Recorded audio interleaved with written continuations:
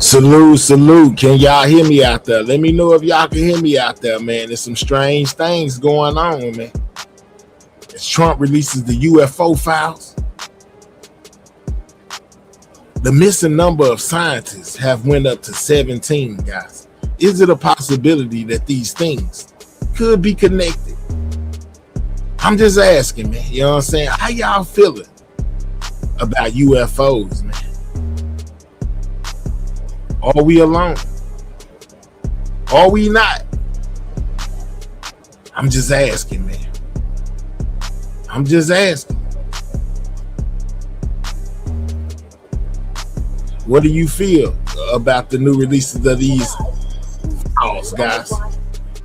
Humanity made first contact with extraterrestrial life. His name is Zorg. He is an extra cholesterol. President sat down for what was meant to be a historic, peaceful exchange, but quickly realized He's here just to fuck with me.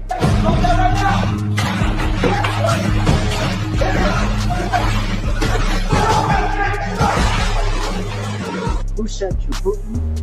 Yeah, as America unleashes the UFO files, guys.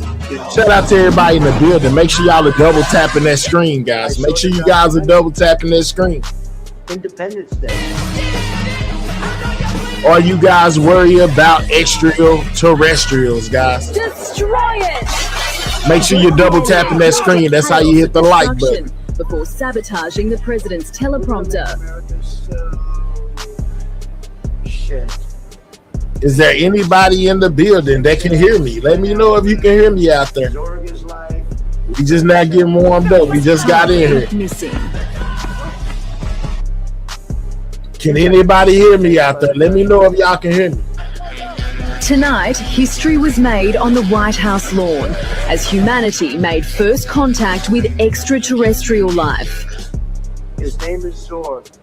He's an extra cholesterol. President, Can anybody hear me out there? Let me know if y'all can hear me so we can get started. but quickly realized He's here just to fuck with me.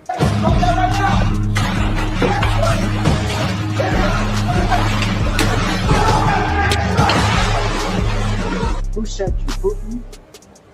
China?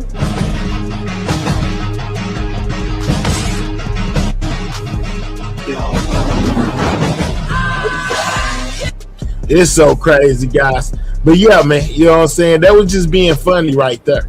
But basically, you know, Trump released the UFO files, guys. And what's crazy is the total number of missing scientists, guys, has risen. It was at 10. It was at 11. Then it jumped to 13. Guess what, guys? The amount of missing scientists is now at 17, guys. 17 missing or unalive U.S. scientists. You know, them basically missing. What happened to them? What is going on?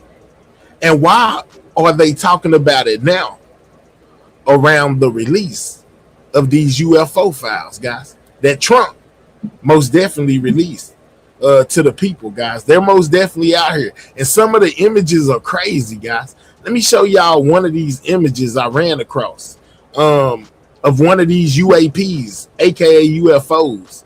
And yeah, it tripped me out. I never seen nothing like it, guys. Let me find where it's at, because I know I saved it because I wanted y'all to see it. It just tripped me out. It was some kind of thingy flying through the water. Yeah, something that was shaped like a star. Here it is right here. You know, and you may look at this and be like, oh man, it ain't no way. But this type of object is reported within these UFO files. This object right here, I've never seen nothing like this. Now, I understand that this may not be a real video of it, but this is a rendition of what was reported in the files, guys. This is allegedly what one form of a UFO aircraft looks like, guys. Yeah, that's the star. They made that after that star-shaped object that was reported. Yeah, I've never seen nothing like it, man. Make sure you guys are double tapping that screen. Most definitely get those likes up, man. As we find out about these scientists, we find out about these documents, the UFO files that Trump has released. Let's start here, guys. Let's go here.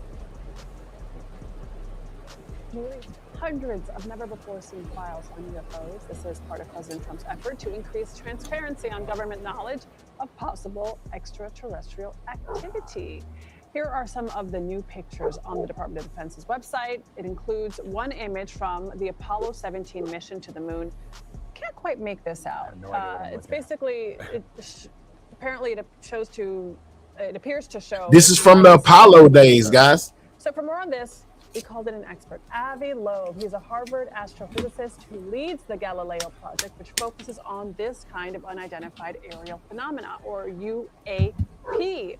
Professor, thank you so much for joining us. You've been going through these files. What stood out to you? Thanks for having me. Well, the Apollo images are indeed quite interesting. There is another release from Apollo 12 of some lights above the horizon. One thing to keep in mind is that when there is no atmosphere. It's crazy, guys. So Trump releases the UFO files. Will go straight and impact the surface without burning up in the atmosphere, as often we see in meteors on Earth. And so that means that you can generate light as a result of these impacts. And that's the one thing I would like to clarify, whether these lights could be the result of impacts by rocks on the surface of the moon, which happen all the time. The Artemis 2 astronauts noticed of order 6 or 8 flashes of light associated with that when they passed near the moon. So that's one interesting set of data, but there are also a lot of documents which are quite intriguing. For example, there is a document from December 19th, 1947 to the Chief of Staff of the United States Air Force in Washington. And the first point that is made in that letter is that there are reports on flying saucers, flying discs. And these are serious people, you know. How many of y'all out there believe that we are alone in the universe? How many of y'all out there believe that there got to be other life outside of us? Let me know, you know what I'm saying, in the chat, whether you believe we done seen them or took their aircraft or got video of them or not. Do you guys think that we are the only ones in this whole entire universe? Let me know. Changing secret memos among themselves, and the fact that serious people, I mean, we know that also more recently from pilots that are reporting unusual things they see, you know, that deserves attention. We need to figure out what instruments recorded and try to understand whether these are natural phenomena, whether these are adversarial nations, or perhaps Mother's Keeper. What you think about this, Mother Keeper? Let me know. You think we alone? Irrespective of whether the last interpretation is the correct one or not, you know, we need to figure these things out. And any person should be filled with curiosity when seeing all these files. There will be more released every week or so. We heard that there will be weekly installments. So this is really the very first installment. And my guess is that the more interesting documents, information, videos will be released in future weeks, because they take more time for the declassification process to allow us to see them. And in particular, the 46 videos that were requested by Congresswoman Anna Paulina Luna that hopefully will come out in the next batch of releases. So some logical explanations there, rocks as opposed to are we alone, guys? Terrestrial activity, Professor. But in your vast knowledge and expertise, you don't believe that we're the only carbon-based life forms in the entire universe, do you? Not at all. I don't even think that we are at the top of the food chain. Oh, you know, wow. the Milky Way galaxy is full of 100 billion stars like the sun, and about 10% of them have a planet roughly the size of the Earth at roughly the same separation. So it would be arrogant of us to assume that we are unique and special. And most of the stars formed billions of years before the sun. So there was plenty of time for even a spacecraft like Voyager that was sent out of the solar system 50 years ago. Even for that, to cross the entire Milky Way galaxy, it takes about 1 billion years. There was plenty of time for other civilizations that predated us to reach to our backyard. So I think it should be treated as an experimental, observational task for us to figure out if we are being visited. And if we are visited, of course, that would inspire us to... Are we alone, guys? Of the senders of these probes. Oh, Professor, I have so many questions. One is, does this scare you? Because this scares me, right? Like, if we have been visited, I find that all scary. Why? Maybe I've seen too many movies. No, because the professor is... they never come in peace. Maybe initially, but... No, but the idea, Professor, that... So you made an interesting point, right? Which is that the universe is much older than this planet, and that we're talking about systems that are light years away from us. If aliens had the ability to travel at the speed by which they could arrive here on planet Earth, are they real, guys? Let me know. Do y'all believe in the aliens? Nature, perhaps they would have gotten rid of all the things that plague us: war and division and strife. That's my idealistic hope. So the way to think of this is like a blind date of interstellar proportions. And when you go on a blind date, you never know if the dating partner will be friendly or a serial killer, right? And so my approach is I'm sufficiently frustrated with the daily news, reading the news every day here on Earth, that I'm willing to experience whatever we find, Oh, wow. Because my hope is that it will bring us to a better place. We would not be as arrogant as we are. We would not be, engaged in conflicts all the time here on Earth, because there would be something else out there that we should think about. So all in all, I think it would bring us, it will be a good transformation for humanity. And that's why I think we should search for anything. The other thing to keep in mind is, even if we don't, we are not willing to believe that. What's up, Gaz, man? The question of whether we have a neighbor or not. We got folks in here, but they act like they scared to type. Either we have a neighbor that is visiting us or not. And so our duty, at least my duty as a scientist, is to look at the evidence and figure out what it means. And I'm here to help government in this process as more data is being released. Professor Avilov, thank you so great. much. That's what I needed for the weekend. Yes, on this optimistic note. And it's like what the astronauts said when they were in outer space, looking back at us, they felt that we all needed to be more united. Yes. And that is that same sentiment. Professor, thank you. More on this entire situation with the release of these UFO files, guys. Are we alone? Defense today started releasing previously classified documents related to UFOs. The files included dozens of... They're going to star shape when I showed y'all a while ago. What I was just showing y'all was a depiction of this actual spacecraft right here that they reporting on. The one that I showed y'all and when I first started the live was a depiction of what they thought it was. What's up, Big Stack? I think this is just a distraction. Maybe so, bro, but so you don't believe in other life outside of Earth? I mean, this is a vast universe, over 1 billion years old, what they just told us.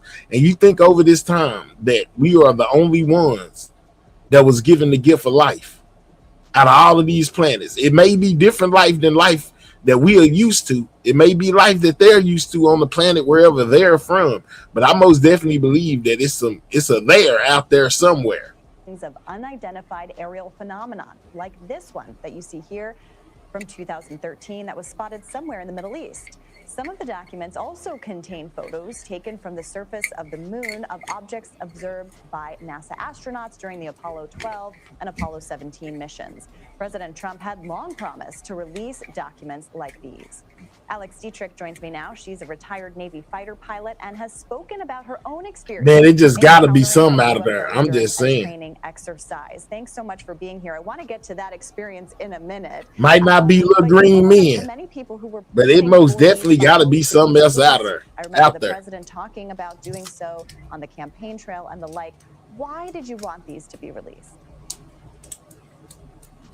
I think that transparency is the right instinct here, and I'm genuinely glad that this material is out in the public domain.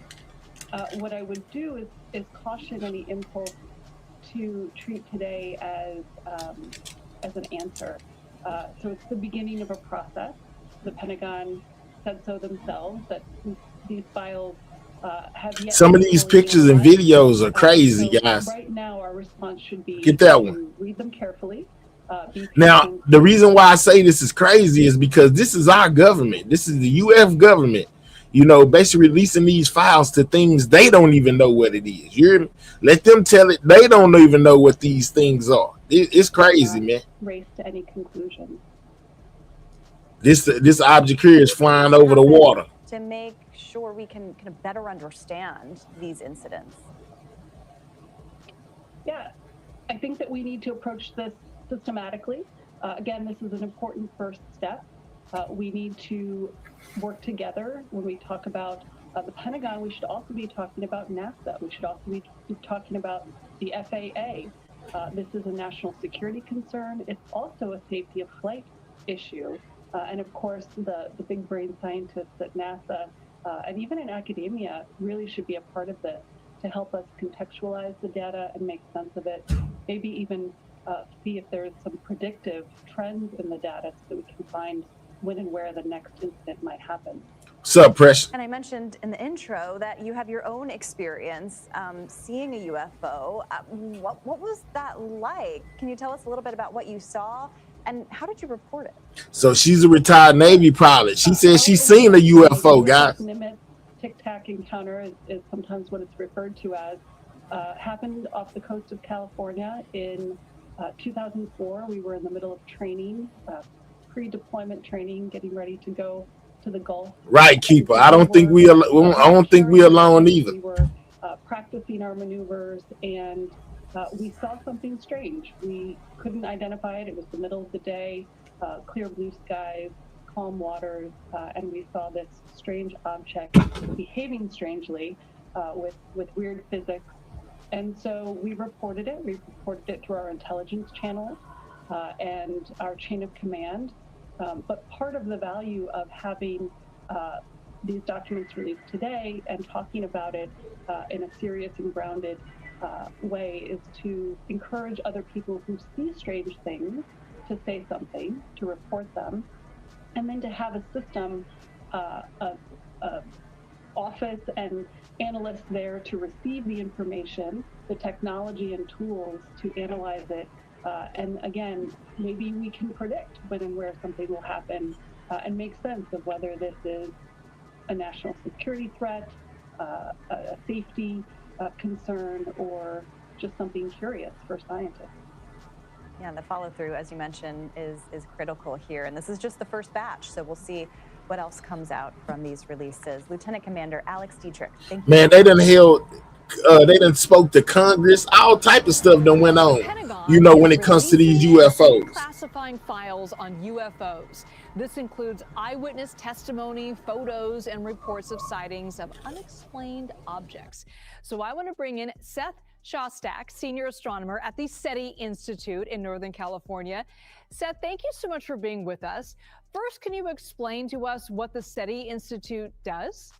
Yeah, well, the SETI Institute, it does many things, many kinds of research. That's what it is, research organization, all connected to the idea of is there other life in the universe beside what we find here on planet Earth? And that includes, of course, things like plants and, other sort of stupid life. No affront to the plants, but still. I most definitely believe there's other life out there somewhere. I think there's life out there, Mama's Keeper. I ain't gonna lie to you. The Pentagon's release of these new materials today. Did you learn anything? Anything surprise you? Well, to be honest, this kind of stories that are very analogous to what was released today, appear about every couple of months in the news because somebody says something somewhere. I think you have to look at it this way. If really there was good evidence for aliens, cruising our skies, which is the implication of today's story, that would be something that would be noticed by, the FAA, the Federal Aviation Administration. It would be noticed by astronomers. It would be noticed by, Joe Sixpack in his backyard. And that doesn't happen. These stories have been, circulating for at least a half a century, and we've not really learned anything from that. Yeah, I gotta say, Seth, there's a lot of skeptics who are going to believe that these pictures are, frankly, of objects created by our foreign adversaries, namely Russia and China, who send these unique objects to our airspace to distract us and also potentially gather more information about our own surveillance capabilities. What do you make of that theory? No, I think it's a good theory, and it's undoubtedly true. I mean, it's been proven to be the case in some, specific circumstances. It's also the case that there are something like 8,000 satellites orbiting the Earth. Most of them have cameras that are looking down, and some of those are military, reconnaissance satellites. So, they're looking down, and they're up there in the sky a couple of 100 miles above your head. They reflect a little sunlight now and then, so they look like bright objects sailing across the sky. So these things get reported. People get all upset about them, or at least excited about them, thinking that the aliens are about to land. But unfortunately, it's probably not the aliens. It's probably humans. What do you think is the most compelling evidence thus far in your own? But I ain't gonna lie. He say he think it may be humans. I'm gonna say, yeah, it may be.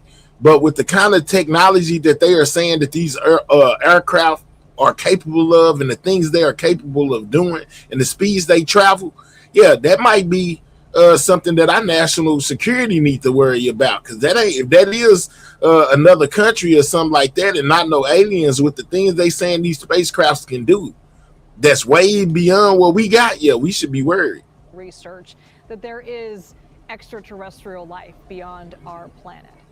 Yeah, well, to be honest, there is no compelling evidence so far for extraterrestrial life. I mean, if that weren't the case, that would be a huge story. If we really had proof that there was some sort of life, even if it's stupid life, right, on some planet X light years away, whatever, that would be on the front page of every newspaper in the country, because that would be really interesting. That would tell you right away, hey, life is not a miracle. It's not just limited to Earth. Life is all over the place. So that would be a big story. But you haven't read that big story yet because we've never found that evidence. Personally, I think that life is probably, like fire hydrants or whatever, very, very common all over the place, but we still haven't found it. So you don't think the government is hiding alien corpses somewhere? A lot of people believe. You don't believe that there's aliens walking among us, that there's spaceships orbiting our planet here. You don't believe any of that? No, those would be huge stories if true. But the aliens probably wouldn't limit their visits just to the United States. They might also want to, visit other interesting countries like Bulgaria or whatever. I mean, you would think that if this were true, right, it would be a story worldwide. Let's go, Ethan. You're most definitely right. Thank you so much. Always good to talk to you. My pleasure. Keeping it real. Yeah, with this vast universe, it got to be something else out there, guys. Hey, Summer. On UFOs. This includes eyewitness testimony, photos, and reports of sightings of unexplained objects, like this photo right here. Government knowledge of non-human intelligent life was the subject of the documentary The Age of Disclosure, released back in November. The filmmakers spoke to 34 high-level U.S. government, military, and intelligence insiders. We've had repeated instances of something operating in the airspace over restricted. Look, and this is old dude, Mark Rubio, I think it is. Ain't this the dude that's over the FBI now? This is him speaking on, things that were reported to them. Nuclear facilities, and it's not ours. These are otherworldly things that are performing. Some of the prominent figures out there, guys. I have seen with my own eyes non-human craft and non-human beings. Even presidents have been operating on a need-to-know basis, but that begins to ramp out of control. Okay, I want to bring in Dan Farah, the director and producer of The Age of Disclosure. Dan, great to see you again. We talked to you when your film first came out. Great to have you back. Shortly after your film came beam out, me up, Scotty. Let's go, Pablo. Historic directive to declassify evidence, and the first trace of evidence just came out today. What do you think? Thank you for the coin, Miss Pooh. Disclosure from the government when you started making this film? Yeah, look, the hope for the film was that it would create a national conversation that led to unprecedented government action, and that's exactly what happened. I think we're at a major turning point in human history and U.S. history right now, and I'm super proud of the role the film's playing in that. It was less than 3 months after the film's release that Trump issued. Okay, yeah, his name Rubio. Okay, let's go. Classify evidence of non-human intelligent life and UAP, previously referred to as UFOs, and that was middle of February, and here we are not long after, and the first tranche of evidence being declassified was released today. All my relationships inside of government have made it clear to me that this is. Let's make sure we take time to double tap that screen, guys. Hit that like button. Double tapping the screen of your mobile device is how you hit that like button. It most definitely helps out the channel. Most definitely double tap that screen if you have not. That's how you hit the like button, guys. Shout out to everybody in the building as we find out more about Trump releasing the UFO files, guys. Double tap that screen or click the 3 dots in the right hand corner. Hit that thumbs up. Make sure you're subscribing to the channel if you're new. Just the federal government tipping their toe in the water. There's going to be a number of more tranches of evidence released, and as time goes on, it'll be even more significant. We just started. We've been here 20 minutes. They talking about Trump's release of the UFO files. Yeah, I learned some new stuff, but also it was great to see things that I knew existed finally get released. So amongst the evidence released today is a photo from the 1972 Apollo mission that shows a triangular craft, structured craft, hovering above the moon and the astronauts on the mission in 1972. I've been told by a number of the sources in my film that existed over the last few years. So seeing that released today, I think that's very significant. Now, you spoke to lawmakers on both sides of the aisle for this documentary. Here's a clip of 2 of them sharing how they feel about the information that they know. Take a look. Hold on real quick. We got somebody who don't know how this operate over here talking about what does Mahel means. Mexi though. Man, listen, let me tell you something, man. I ain't from no Mexico. And I don't like you. Talk about the content. Don't worry about what my name is. My name ain't asked you for nothing. Don't worry about that before I get you up out of here. You know what I'm saying? Let's talk about the content, not about no name. Had repeated instances of something operating in the airspace over restricted nuclear facilities, and it's not ours, and we don't know whose it is. That alone, just that statement alone, deserves inquiry, deserves attention. Rubio and I are aligned 100%. We do not find it acceptable to have unknown aerial phenomenon. It's just not an issue, at least as of yet, in this country that lends itself to some sort of partisan or ideological divide. Now, Marco Rubio, now the Secretary of State, and in the middle of some pretty big global events. Have you talked to him since making this film? Is he part of the behind the scenes of releasing these new files? He's definitely a part of the process behind the scenes. Marco Rubio has been an incredible champion for disclosure behind the scenes. What's up, Chris? Participated in my film and helped open the public's eyes to the extent of this cover-up. But most people don't know the extent to which he's been involved behind the scenes. He's the force behind almost every big milestone for disclosure we've seen.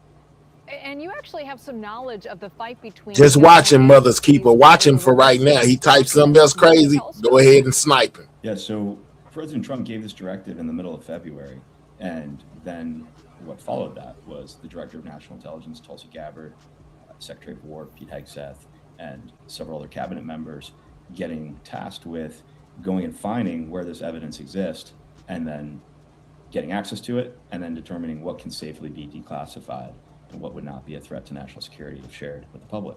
Exactly, Pablo. You've been here before. You know you'll get deported. Let's go. Branches of the military that did not want to. That's another picture, guys. And so there's been this. All right, so this is another picture that came out in the file dump. Now they have made it, they colored it or whatever because it was black and white. It almost looked like a blimp, but it's crazy because throughout a lot of these pictures, it seems like they technology be on whatever our technology is on. That's what makes people question the whole scenario with the flying saucers, because during this time right now where they released this, where we got this blimp looking object, we was flying blimps back then. You know what I'm saying? Then they got the flying saucer pictures. You know, it's like it's almost crazy because it's like the alien technology advanced with our technology or something. You know, they crafts. If that make any sense to y'all, just go back and look. It don't like in the pictures they showing. It don't really just show any. It all puts you in the mind of what's going on at the time. If that make any sense, you know what I'm saying? Like it's not. It doesn't. The aircrafts that they are showing doesn't seem to be super advanced past ours. If that make any sense. I don't know a better way to put it, but it's like they technology be whatever our technology. We flying blimps, they got a blimp shaped flying saucer. If that, you see what I'm saying? Significant tug of war happening behind the scenes, and you know what has shaken out of that is a treasure trove of evidence. And today was the first release of some of it, but they're continuing to try to wrestle this evidence out of the hands of various intelligence agencies, so that they can release more in the coming months. And I'm told there's going to be a lot more released in the near future. What do you make of the timing of this release, though, Dan? Many feel like it's meant as a distraction from the war in Iran, high gas prices, things that are not favorable to this administration. Do you believe in that, or do you think the timing is completely coincidental?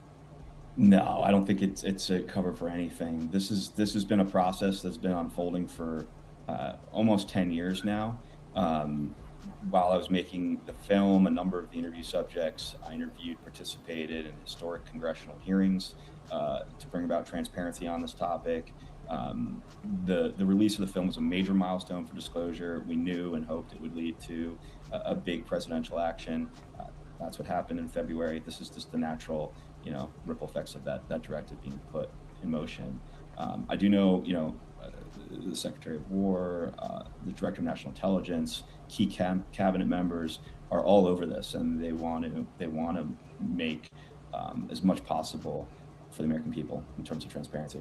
Yeah, you mentioned that you believe the government's sort of dipping its toe, so to speak, in releasing some of these files. So what else do you think we're going to learn? What else is going to be released that's really going to shock people?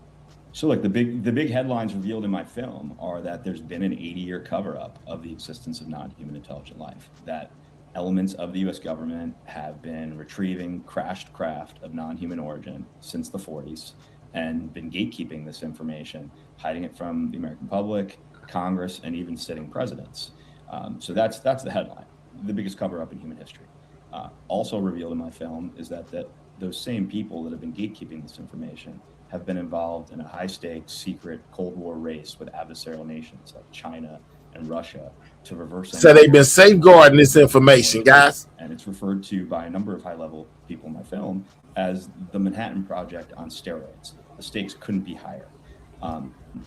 Those headlines are certainly now out there thanks to what my interview subjects went on the record about. But I think we're going to learn a lot more about that, and I think we're eventually going to get to a place where we see a sitting president step to the microphone and tell the world, we are not alone. The U.S. government has known about this for many years. We are in this high-stakes secret Cold War race. It'll probably be a speech similar to... Appreciate your pressure for the coin. Speech he gave at Rice University when we entered the space race. And he said very thoughtfully that space technology, like nuclear technology, has no conscience of its own. It's up to mankind whether it's used for good or evil. And that is why it was important that the U.S. led in the space race, so we can make sure that the technology is used for the betterment of all mankind and not to create a new sea of war. A similar speech is likely to happen on this, because this is technology. These UAP are displaying abilities, technology that could revolutionize the way we live. It could solve the energy crisis. It could change our lives in many, many ways. But it could also be used to create weapons of mass destruction. And so it's really imperative that we as a nation keep this in that, it's now a national priority. It needs to remain a national priority. And we need to put the right resources and brain power towards it. And I think are UFOs real, guys? A speech like that to just do a level set with the American public and let them know what's going on, what's at stake, and why it has to remain a priority. How does this relate to the space race that's happening between the U.S. and, say, China and Russia? Is it related? Are they looking into similar pieces of evidence? Yeah, China and Russia have very active programs to investigate UAP, to retrieve crashed UAP, to try to reverse engineer this technology. Yeah, it truly is a high stakes secret Cold War race.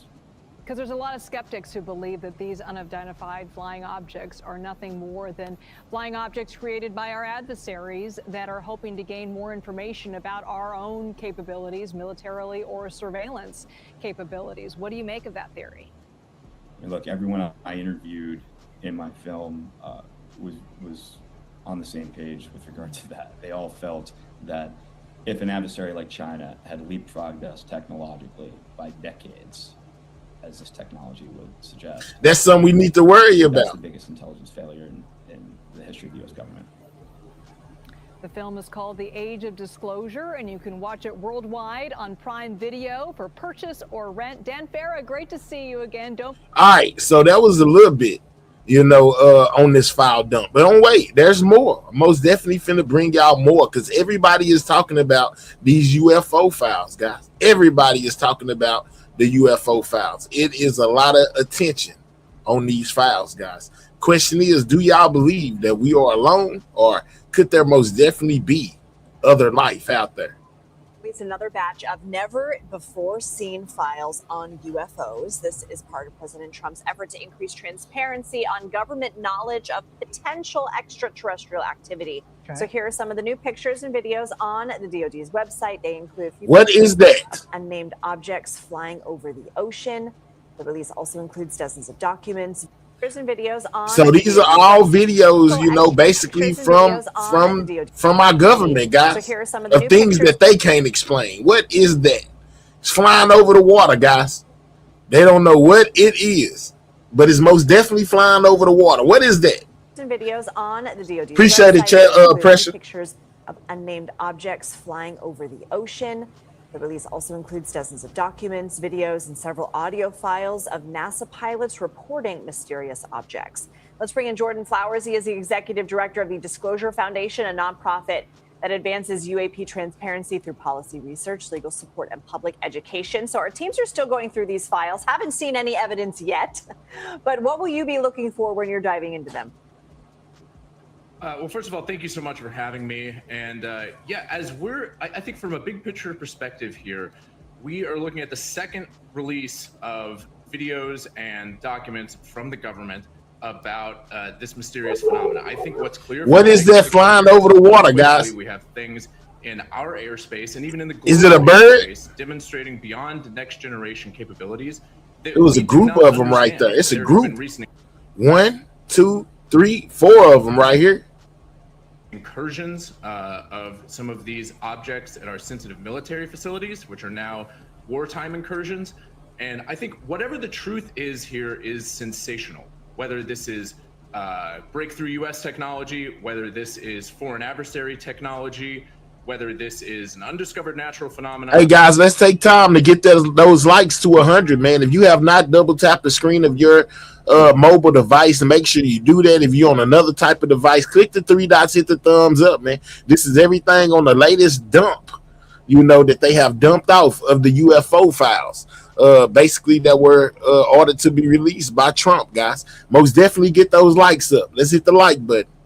Or whether this is some form of non-human intelligence, whatever the truth is sensational. It's either the story of the decade, the century, or all of human history. But that makes you wonder, without clarity, what's the benefit of releasing all this video and images for us to speculate? If we think back to the typical silver flying saucer image that became representative of aliens from the 40s and 50s, it stemmed from a lot of government research in Nevada around Area 51. Which is like what I said with it seems that the technology advanced with our technology. The fire saucer, the pictures that you used to see back in the day, you know what I'm saying?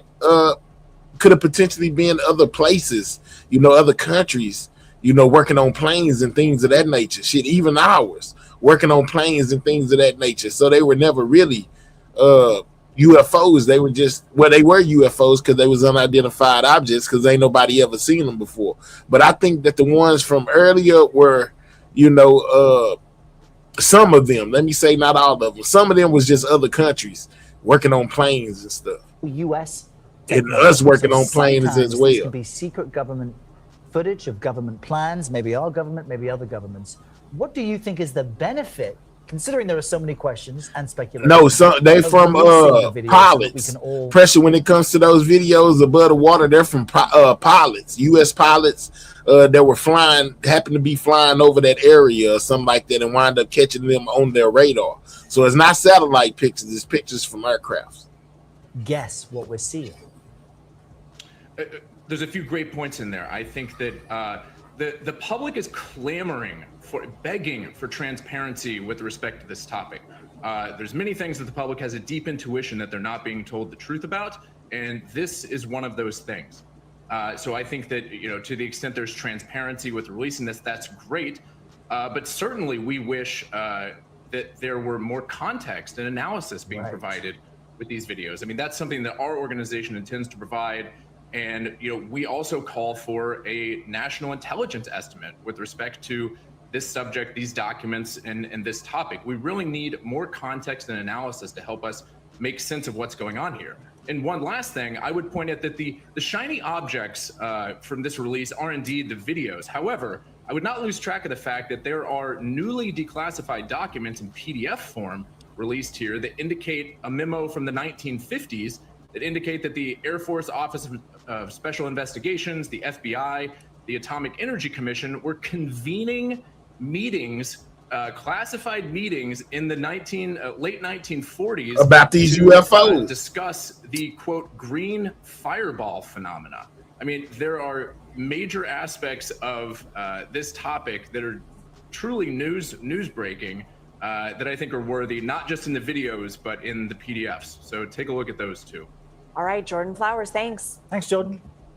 All right, so much for him, guys. All right, so this has been most definitely gaining a lot of attention, guys.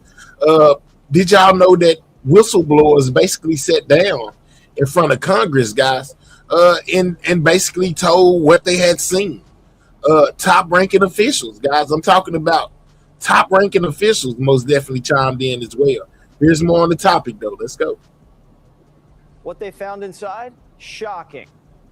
And do people think that there's one type of non-human intelligence that's visiting the Earth, or is there many, many types? People who have been involved in recoveries have said there are at least four separate types. Four separate types, guys. He said there's four. Look, scientists believe 4 types of alien life found. 4 types, not one, but 4. But I believe the people who I talked to. 4 different types of life. 4 different types of life. 4 different species of aliens. Another scientist called them Greys, Nordics, Insectoids, and Reptilians. All of them have 2 arms and 2 legs, just like us. Experts speculate the reptilians are scaly with long tails, like a lizard. Reptilians. Insectoids look like a praying mantis. The Greys look like your classic movie alien, and the Nordics look like a regular Swedish guy, but 7 feet tall. Man, are y'all We hearing haven't this? seen the evidence, but Pete Hegseth says more evidence is coming, and there are Check out what he said. Types. Now I have not 4 had direct types. access to that, but Reptilian I people who I talked to 4 different was types one of them. 4 different types of life. 4 different species of aliens. Another scientist called them Greys, Nordics, Insectoids, and Reptilians. All of them have 2 arms and 2 legs, just like us. Experts speculate the reptilians are scaly with long tails, like a lizard. Insectoids look like a praying mantis. The Greys look like your classic movie alien, and the Nordics look like a regular Swedish guy, but 7 feet tall. 4 We haven't different seen the species evidence, is but believed Hegseth of says aliens, guys. more evidence is coming, and there are a lot of believers in Congress.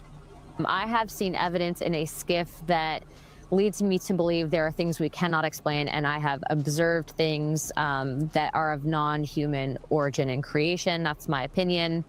Releasing the files isn't easy. They've been hidden for years, and a lot of people want to keep it that way. 7 foot. The problem we have right now is the deep state's fighting the president on Which was reminds me of, I think it was Florida or something like that, when they reported aliens at that mall. Y'all remember that? they was reporting tall aliens at that mall. I think it may have been in Florida, if I'm not mistaken. Y'all let me know down there. And he kept his word, and I suspect some of our not so friendly comrades in some of our alphabet agencies are slow walking a lot of the information. It's about power, it's about control, and that's kind of what runs Washington. So why is our own government fighting so hard to keep these secret? Well, a dozen scientists have either gone missing or died. Now, we don't know if that's related, but people... Y'all heard what he just said? Or died. Or could the scientists be connected to all of this? Listen, he was just talking about the scientists, where I was asking y'all, do y'all think it's a connector? Because most of the scientists were involved in aerospace technology, you know, which got to do, you know, with building weapons and watching the sky, this, that, and the third. But he most definitely just brought up the missing scientists, guys. Well, a dozen scientists have either gone missing or died. Now, we don't know if that's related, but people are scared to talk. One I thought was going to do an interview, and then a couple days before sent me a message saying, after further consideration and long talks with my wife, I decided I'd be forfeiting my life if I participated in your interview. And I thought that was very unsettling message to get, obviously, but also very specific word choice, you know, forfeiting my life. Dan Fair is the director and producer of The Age of Disclosure, the film that started to shake loose the UFO files. All right, Dan, what have you heard about these different breeds of alien life? It was Florida. Okay, thank you. I thought I was right. Due to my film, senior intelligence officials went on the record saying that there have been dozens of crashed craft of non-human origin over the years, and elements of our government have recovered those crashes, and they've gotten out of that technology of non-human origin, and in some cases, non-human bodies that were on these craft. Non-human bodies? What? The film go on the record saying that the bodies were not all the same type, meaning there were multiple species. Wow. Were the bodies alive or were they dead? The people in my film talked about events where they were dead bodies, they were deceased bodies. Okay, and there's a lot of speculation about the amount of UFO information we've been given on this first tranche. We need 50 more likes, guys. Double tap that screen. Why do you think people inside the government are fighting so hard to release more? Yeah, so the president gave his directive in middle of February, essentially instructing all federal agencies to declassify evidence of non-human intelligent life and UAP. What happened after that is the White House had to go get that evidence out of the hands of all these federal agencies, and they all for the most part pushed back. The people who have gatekept this information for 80 years, they don't want to share it. You know, they've gotten a lot of power and control over the years, and it's just frankly not human nature for people to want to give up power and control. So there's a tug of war happening behind the scenes. There are a number of other reasons guiding their desire to keep this secret, including a general belief that the public can't handle the truth. I would argue the public can handle the truth. I think my film shows that. People aren't watching it and jumping out of windows. They're curious and they want to learn more. There's also a general feeling that, a concern that they can't tell the American public what they know and don't know without also telling our adversaries and giving them some sort of advantage. But I think that that's not really accurate. I think our adversaries know we're not alone in the universe. They know we've been recovering craft of non-human technology, non-human origin. Saying it out loud wouldn't give them any new information. Is there Those base also, facts can be shared. like, the credibility factor? You know, this is a government that's lied to us about a lot of things for a lot of years, and this was one of the big ones. You were called crazy if you even suggested anything like this. And now they're releasing files admitting that it was actually real. Are they trying to protect themselves, their own credibility? Yeah, there's certainly an element of that. I mean, no one wants to take accountability. You know, a lot of people's lives were ruined over the years covering this up. A lot of careers were ruined. And, you know, one of the other concerns people who involved in keeping the secret have is the fact that they're worried about coming forward, sharing evidence they have, and then being punished for it, being treated like criminals. You know, and so there are members of Congress right now who are trying to put together amnesty language to give protections to these people so they can step forward more comfortably. If they did end up releasing an image or a video of non-human life recovered from a craft, and they put that out there, what do you think the public reaction would be? I mean, truthfully, I think this day and age, with the rise of AI, half the country would probably think it's an AI image and not real. That's why I think, my film has moved the needle, because it's credible people putting their reputations on the line to share what they legally can. And there's real stakes to that. I think it makes much more of an impact these days when we live in a time where everyone thinks everything they see online is fake. Do you think the president's a believer? This weekend, he posted an image of himself walking down the tarmac with an alien. Yeah, I saw that. Yeah. Look, I think he's learned the reality of the situation, that we're not alone in the universe. And, I think this disclosure process is happening because he's put it in motion. I know, I just heard today from friends on the House Committee to Declassify Federal Secrets that there will be another 40 or so UAP videos declassified in the next 30 days.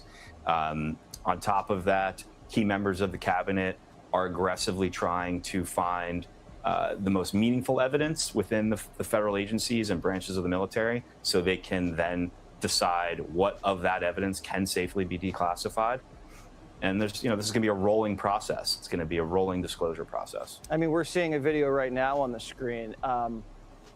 I expect to see better quality videos. We've been hearing stories about craft that right degree angle, things that just you can't even conceptualize flying that way.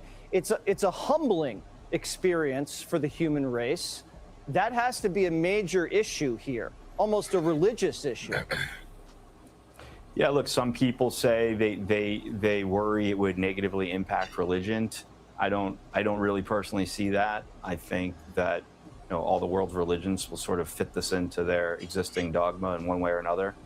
And I think a lot of these arguments that society can't handle the truth and we're all going to be too shook up by this, I don't think that holds up at this day and age.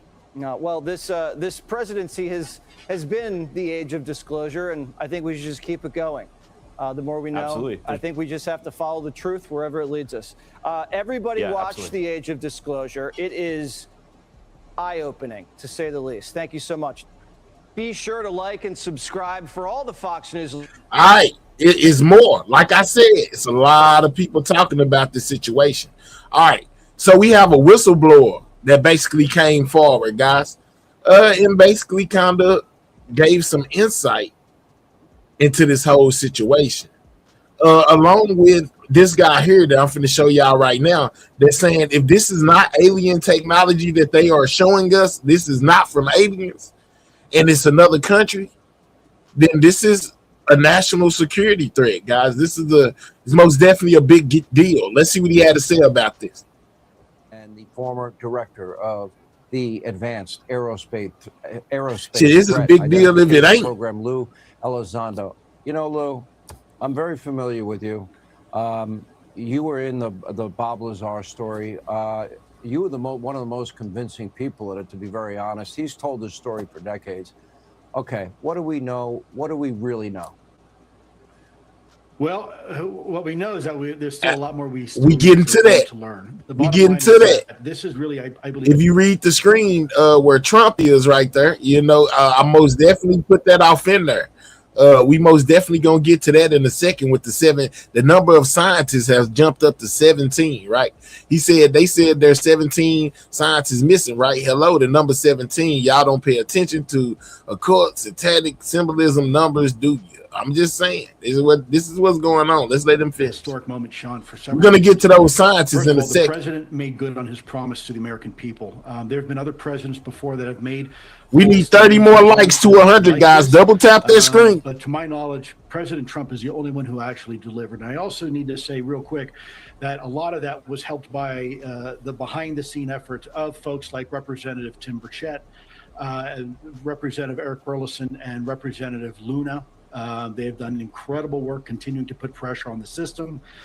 So it's really been a group effort. And you're absolutely right. Look, if you read the statement that came out of the Department of War, I believe it was either this morning or last night, they said there are literally tens of millions. Think about that. Tens of millions of these documents that have yet to see the light of day, right? So there is a plethora of information, and I know that to be true because I personally had access to them when I was. He says there's a plethora, and he's also a whistleblower as well. A plethora of files and videos and pictures that we still ain't even seen. The Pentagon. So it's wonderful to see that 9 years later that the American people are finally getting just a small taste of what we already knew to be true. Well, I watched, I meant Age of Disclosure. You're all over that documentary. I watched it twice. And you were, to me, Let's go, one of the most convincing people. But, like, for example, the congressman that we just heard from. So this video right here is the UAP right here. These are with the windmill thingies, the new tech, the big old windmill thingies. You know what I'm saying? It's a lot of them. And it's a UFO just having a grand day, just flying in between them, flying out, flying back through them, just having a bunch of fun. And they got it all on video, guys. Congressman Burchett. You see it moving right Marco Rubio. They're in the same, movie, documentary, whatever you want to call it. Look how fast that thing going. You are with great passion describing all of these things. And, the congressman saying this is the tip of the iceberg. I felt that Secretary of State Rubio all but said it's true. Yeah, Sean, I think you're right. And I've had conversations with officials, both in the executive branch, legislative branch, and privately. And they've admitted to me several of them actually had their own UAP encounter. So thank you for the corn, Summer. To prove anything too, they've already seen it for themselves. While others have received top secret briefings from intelligence officials, like some of my old offices and some of my old colleagues, we're dealing with a very real issue. And I'll tell you something very compelling that I haven't heard anybody talk about yet. But you showed a picture from the surface of the moon that was recently released as part of this tranche of information that's just been released by the government. And these images on the moon were taken in 1969 during the Apollo 11 mission. Now think about this for a minute. We did not have satellites orbiting the moon back in 1969. And yet here are pictures, photographs by NASA from astronauts of things that are right outside of the lunar orbit. And you can see them right there. Perfect example right there. And there's another photograph that I think has about 6 or 7 of these objects all in the same photograph. So this is something we've known a long time that existed. It is a national security issue. These things can outperform anything that we have in our inventory. We know it's not our technology. We're pretty sure it's not Russian or Chinese or foreign adversarial technology. So then whose is it, right? And so I would like to caveat before I started working at the Pentagon and as an intelligence official, I often tell people I couldn't even spell UFO because it wasn't my focus. I was a counterterrorism guy and a counterintelligence guy. But once you start seeing the files, in this case, seeing is believing. You have the telemetry data, you have the FLIR footage, you have infrared, you've got multiple sensors, very sophisticated sensors, all looking at the same thing at the same time under the same circumstances, and they're all telling you the same thing, that this is a real object, and whatever it is, it's not ours. The power source is fascinating to me. The maneuvering is fascinating to me. They can do things that defy physics as we know it. So your best... Yeah, and if they doing all that, they are most definitely a threat to our security, guys. Yeah, that's why there's something that the FBI, the CIA, the government should be on top of this, because if this is just another country and one of their and some of their toys they have to play with, then we should be worried about that if we don't have toys that can do the same thing or better. All of your years, all of your knowledge, all of the intel, what you know that most Americans don't know, where do you think this ultimately takes us? Wow, great question, Sean. Well, I still have a security clearance, and I still maintain my security oath to the United States. So I won't reveal anything classified or that I've been told is classified. They do that to shut you up. We need 12 more likes, guys. Double tap that screen if you're on a mobile device. If you're on any other type of device, click the 3 dots in the right-hand corner, hit that thumbs up. Subscribe if you're new. That's neither here nor there. I think we are on the precipice of having a very serious conversation amongst ourselves as citizens, as world government. Religions now are taking note of this conversation. You have world leaders now that are coming out. In fact, there was recently a bilateral information sharing agreement requested by none other than the country of Japan to do nothing more than share UAP information with the American government. Apparently, they have such a high number of incidents involving UAP that they want to work with the Americans to try to figure this out. And Japan's not the only one. There's dozens and dozens of other countries that are dealing with this issue. And if you most definitely, Kamikaze, you are most definitely welcome, my guy. We most definitely welcome all trains of thought as well as opinions, guys. Just be respectful to the others in the chat with your opinion. Don't be calling them crazy or dumb or anything like that because they don't agree with you. You know, everybody's entitled to their own opinion. If you look at this from a national security perspective, Sean, just give me one moment, please, to digress. Let's just say this is Russian or Chinese technology. And oh, by the way, we have been tracking this since the late 1940s, right?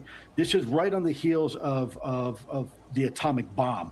Now, what country in 1948, 1949, 1950 had the ability to perform maneuvers well beyond anything that we can perform, fly at hypersonic speeds, fly in low Earth atmosphere, and even underwater? If this was some sort of foreign country underwater to pull this off, and despite underwater intelligence agencies being he said even fly underwater. Now remember, a lot of reports of the UFOs most definitely be on, over, or in the oceans, guys. Could they be coming from the ocean? I even heard the theory that space is really in the ocean, not in the sky. That's what they said. For decades. This would be the greatest intelligence failure that this country has ever faced, eclipsing that of 9/11. Because somehow, somewhere, some government has been able to keep this secret and do this for decades. And by the way, fly in our controlled U.S. airspace, and there's not really a darn thing we can do about it. You know, as a Christian, I can tell you this. The Bible tells us that God created the heavens and the earth, and we do know science has taken us to an understanding that there are universes within universes within universes. I don't see anything, biblically speaking, that would contradict the idea that God perhaps created other life forms in other places.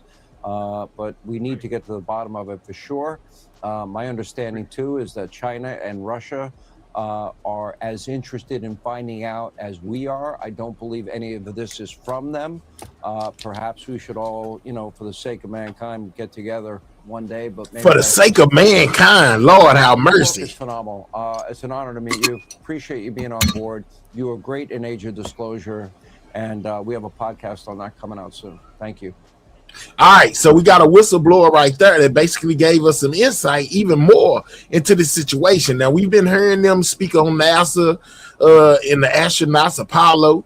Well, we actually got audio from Gemini 7, guys. And they had some things to say regarding UFOs as well, you know, while they were up in the sky. This is what the astronauts had to say, guys. It says Department of War, which is the Pentagon. It says April 12, 1965, guys. This is what they were saying above the ship about the things they were saying. But first, we got to get these likes up, man. Y'all must double tap that screen if you have not, man. If you enjoying the show, double tap that screen. That's how you hit the like button. The like button is very important over here. It helps out the channel. So please hit the like button. Double tap your screen, or if you're on any other kind of device, click those 3 dots in the right-hand corner and hit that thumbs up, guys. We need the likes over 100. Let's double tap that screen as we hear what NASA's Gemini 7 astronauts was seeing on their flight to outer space, guys. Shout out to everybody in the building. Gemini 7, is that the booster or is that an actual sighting? We have several, looks like the 3 up there, actual sighting. We have very, very many looks like hundreds of little particles going by to the left out about 3 to 4 miles. Yeah, never before seen UFO files reveal the close encounters with mysterious objects have been going on for decades. And hello, everyone, and welcome to the final hour of tonight's big weekend show. The Pentagon has now released shocking new UFO and UAP footage. There's this video from 2024 where Northern Command captured an inverted... That was 2024, guys. That same year, another object was spotted over the Pacific Ocean. And back in the 1960s, witnesses reported seeing three foot tall crewmen wearing spacesuits come out of flying objects. Meanwhile, in space, the Apollo 12 astronauts say they saw bright flashes and orbs. Then it happened to the Apollo 17 crew as well.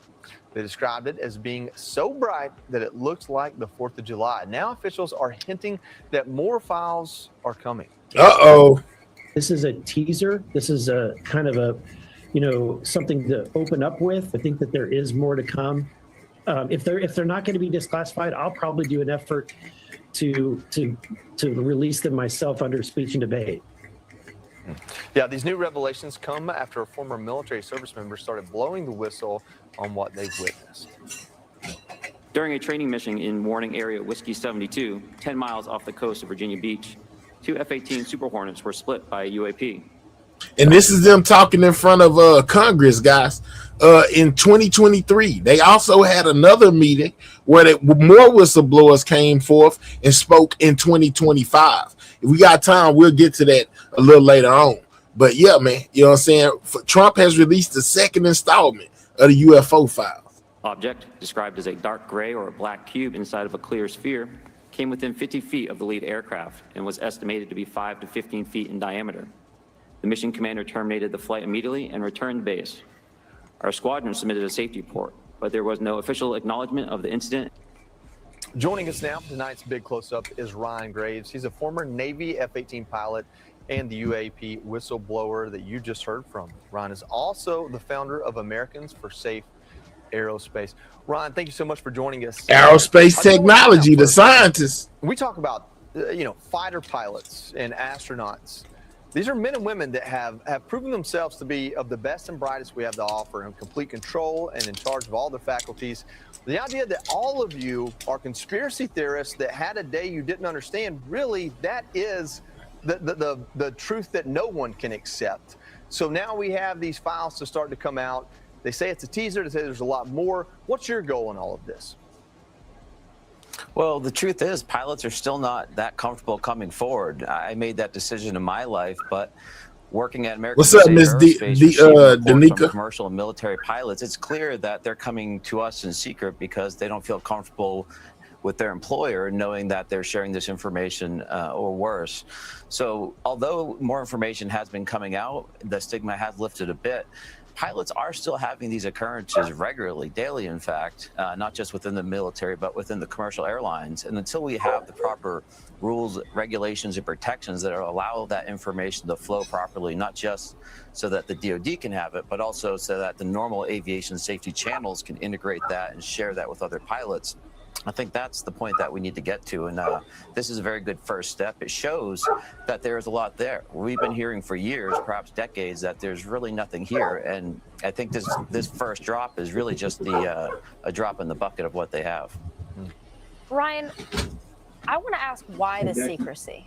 Because you would think if something was going on, it was either a threat to national security or was some kind of unexplained phenomena. I understand that there have to be a level of classification, but when you're talking about the retaliation of just saying you saw something, it's very confusing to the average citizen as to why you would feel you can't say anything about this or why there wouldn't be a little bit more transparency.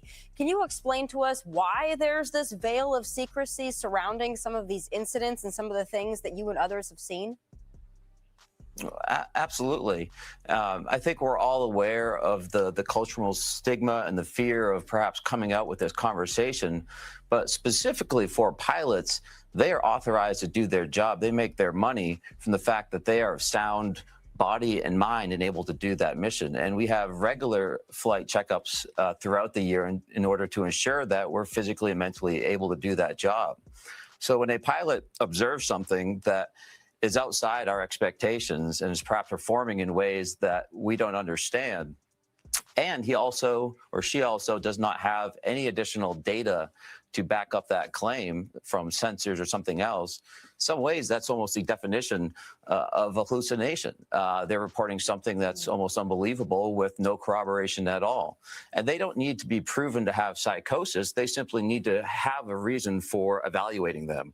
And that air crew could then be on the bench unpaid for 6 months to 8 months as they're administratively checked out.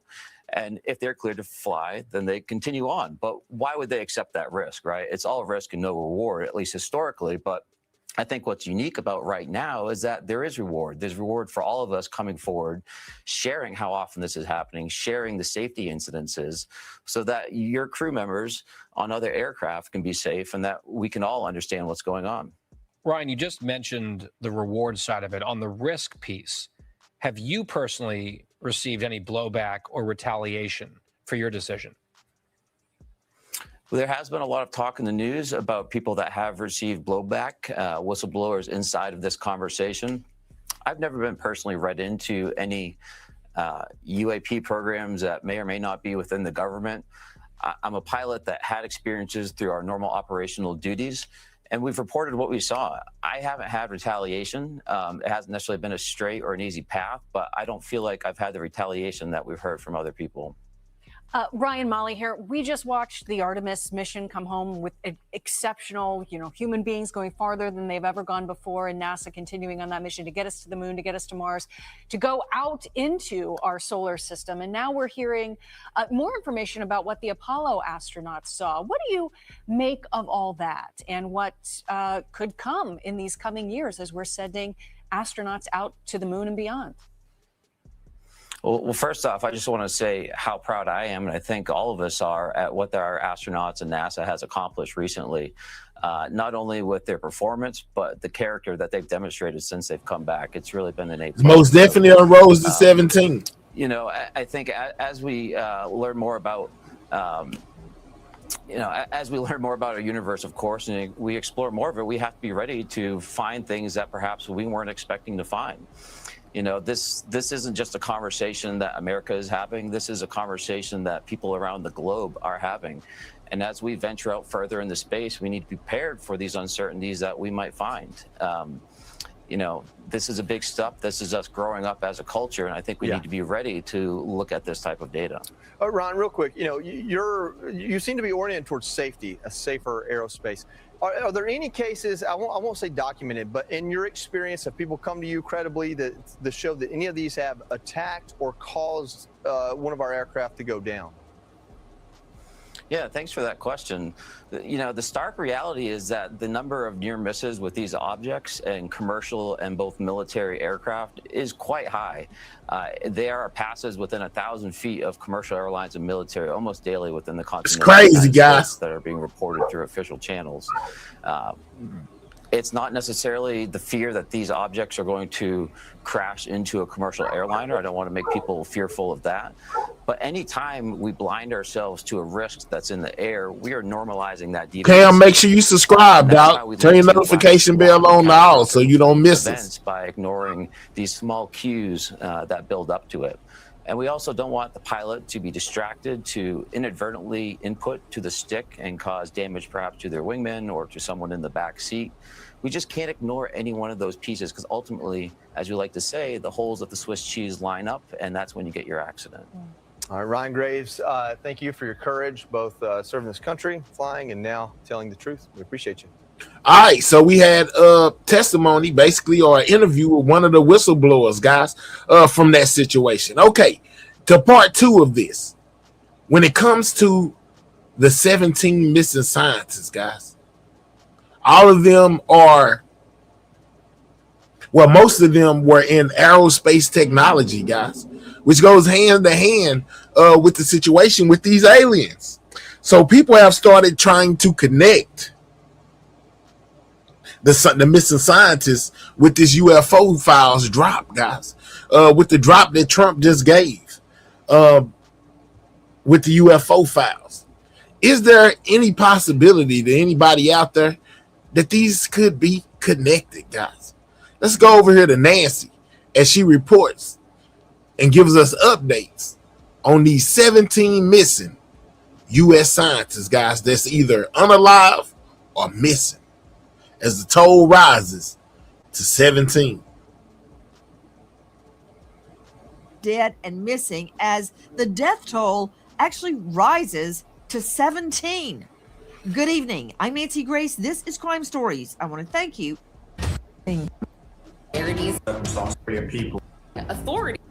Space scientist has risen. She really was already questioning authority at that point.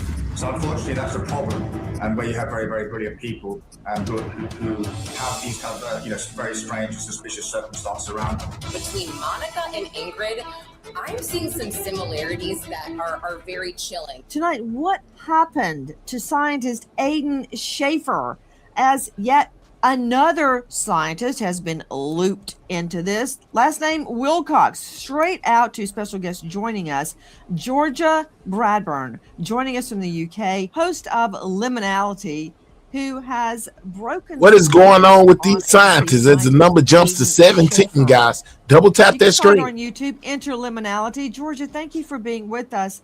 Aidan Schaefer, what did he study? So Aidan was looking into alternative propulsion. He was involved in spaceports in college. He was studying multiple aspects of ways to get humans into space. And he is believed to have been working on anti-gravity. This is the latest scientist that they have put in the mix with this, helping the number rise to 17, guys. Towards the end of his life, unfortunately. But what he was doing towards the end, unfortunately, we do not know. It's unclear what it was he was working on. You know, I'm just curious, when you say propulsion, Georgia, are you referring to jet propulsion? I believe it was field effect propulsion that Aidan was looking into. He wanted to find any sort of alternative that would get humans into space. He was aiming to do that by some sort of clean energy alternative. From what I can gather, he was very much involved in an alternative to jet engines. He wanted us to get there. And he was involved in space elevators as well. He was doing that for 5 years. So his research and development was all geared towards humans in space and looking for alternative ways to get us there. It's crazy. 17 missing scientists, guys. Mexico popping up again. Fascinated with science, space, technology in a field known as field effect propulsion. Field effect propulsion. Straight out to Chris Swecker, special guest joining us tonight, former assistant FBI director in the Criminal Investigation Unit. Chris Swecker, thank you for being with us. What is field effect propulsion? Well, I focus on the word propulsion. When you talk about jet propulsion or any kind of propulsion, you're talking about moving heavy objects long distances through space. So it's a dual use technology. You can use it for, say, space exploration, launching satellites, or you can use it for missiles. And it's deliver a weapon of mass destruction. Is it me? From one side is it me or this guy kind of look like George Bush a little bit? He kind of look like Bush. Drop a one if he looks a little like Bush to you. I'm just saying. Another. So that's what makes it interesting to our adversaries. More than interesting, I would say. They would love to get their hands on that technology, given the conflicts in the world today. My understanding, and of course, Chris Swecker, I'm just a trial lawyer, field effect propulsion is an incredibly advanced aerospace spacecraft propulsion. It's a concept, as you said, that thrusts the object, that would be an aircraft, through interactions with electromagnetic or space fields, rather than expelling a chemical propellant such as rocket fuel. So that's my understanding of field effect propulsion. And in a lay term, this is the way I understand it as just a simple trial lawyer, field effect propulsion, instead of using just like George Bush. Any fuel, you heard Georgia Bradburn say he was looking for a clean energy. It uses what is around it somehow and turns that into a source of propulsion.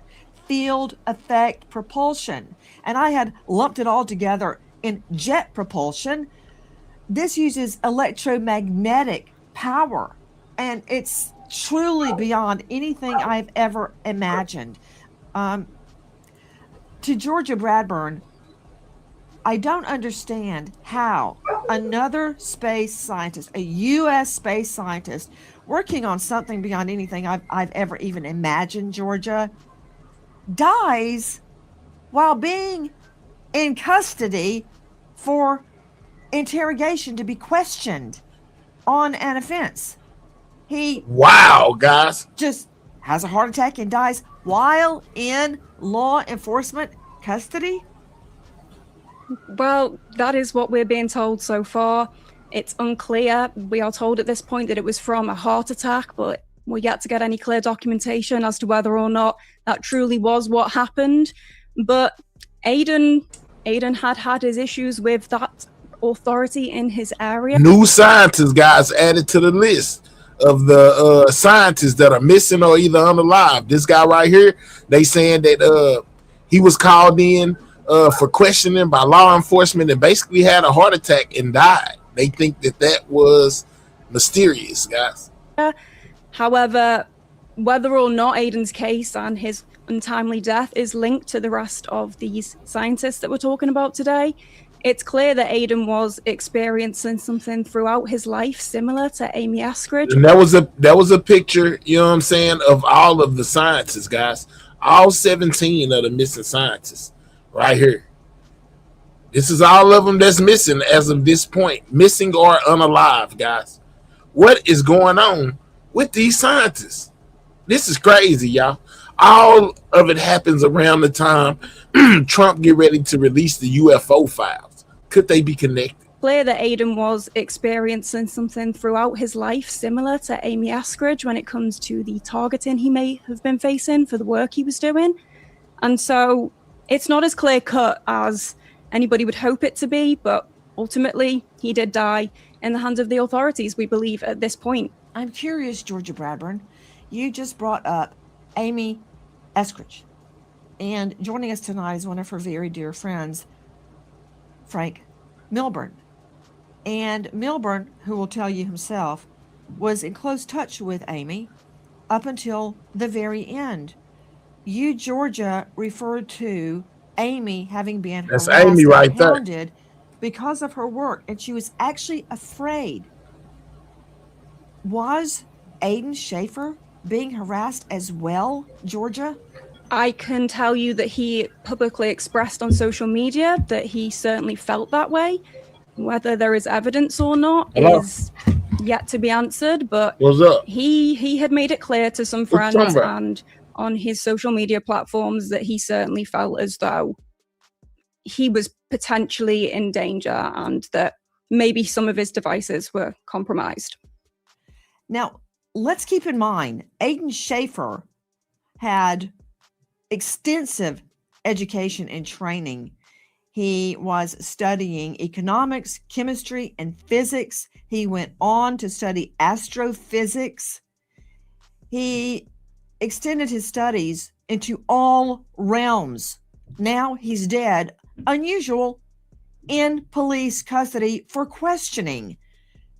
To Frank Milburn joining us, former British intelligence officer who knew Amy Eskridge very well, does it sound familiar? Yeah, it also sounds kind of a bit more than coincidental, maybe, although I'm speculating here. But Aiden was directly involved with an organization and individuals who were directly accused by Amy Eskridge of corporate espionage.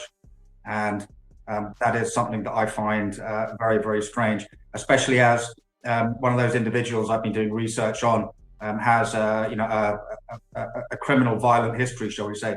And his case seems to be very much similar in terms of the sort of mystery aspect as Amy Eskridge. But what I find very, very weird is that both of them are linked to these organizations where he was directly working for one and she was accusing the people involved there of corporate espionage against her and also other crimes. Back to Chris Swecker joining us, former Assistant FBI Director, Criminal Investigation Unit.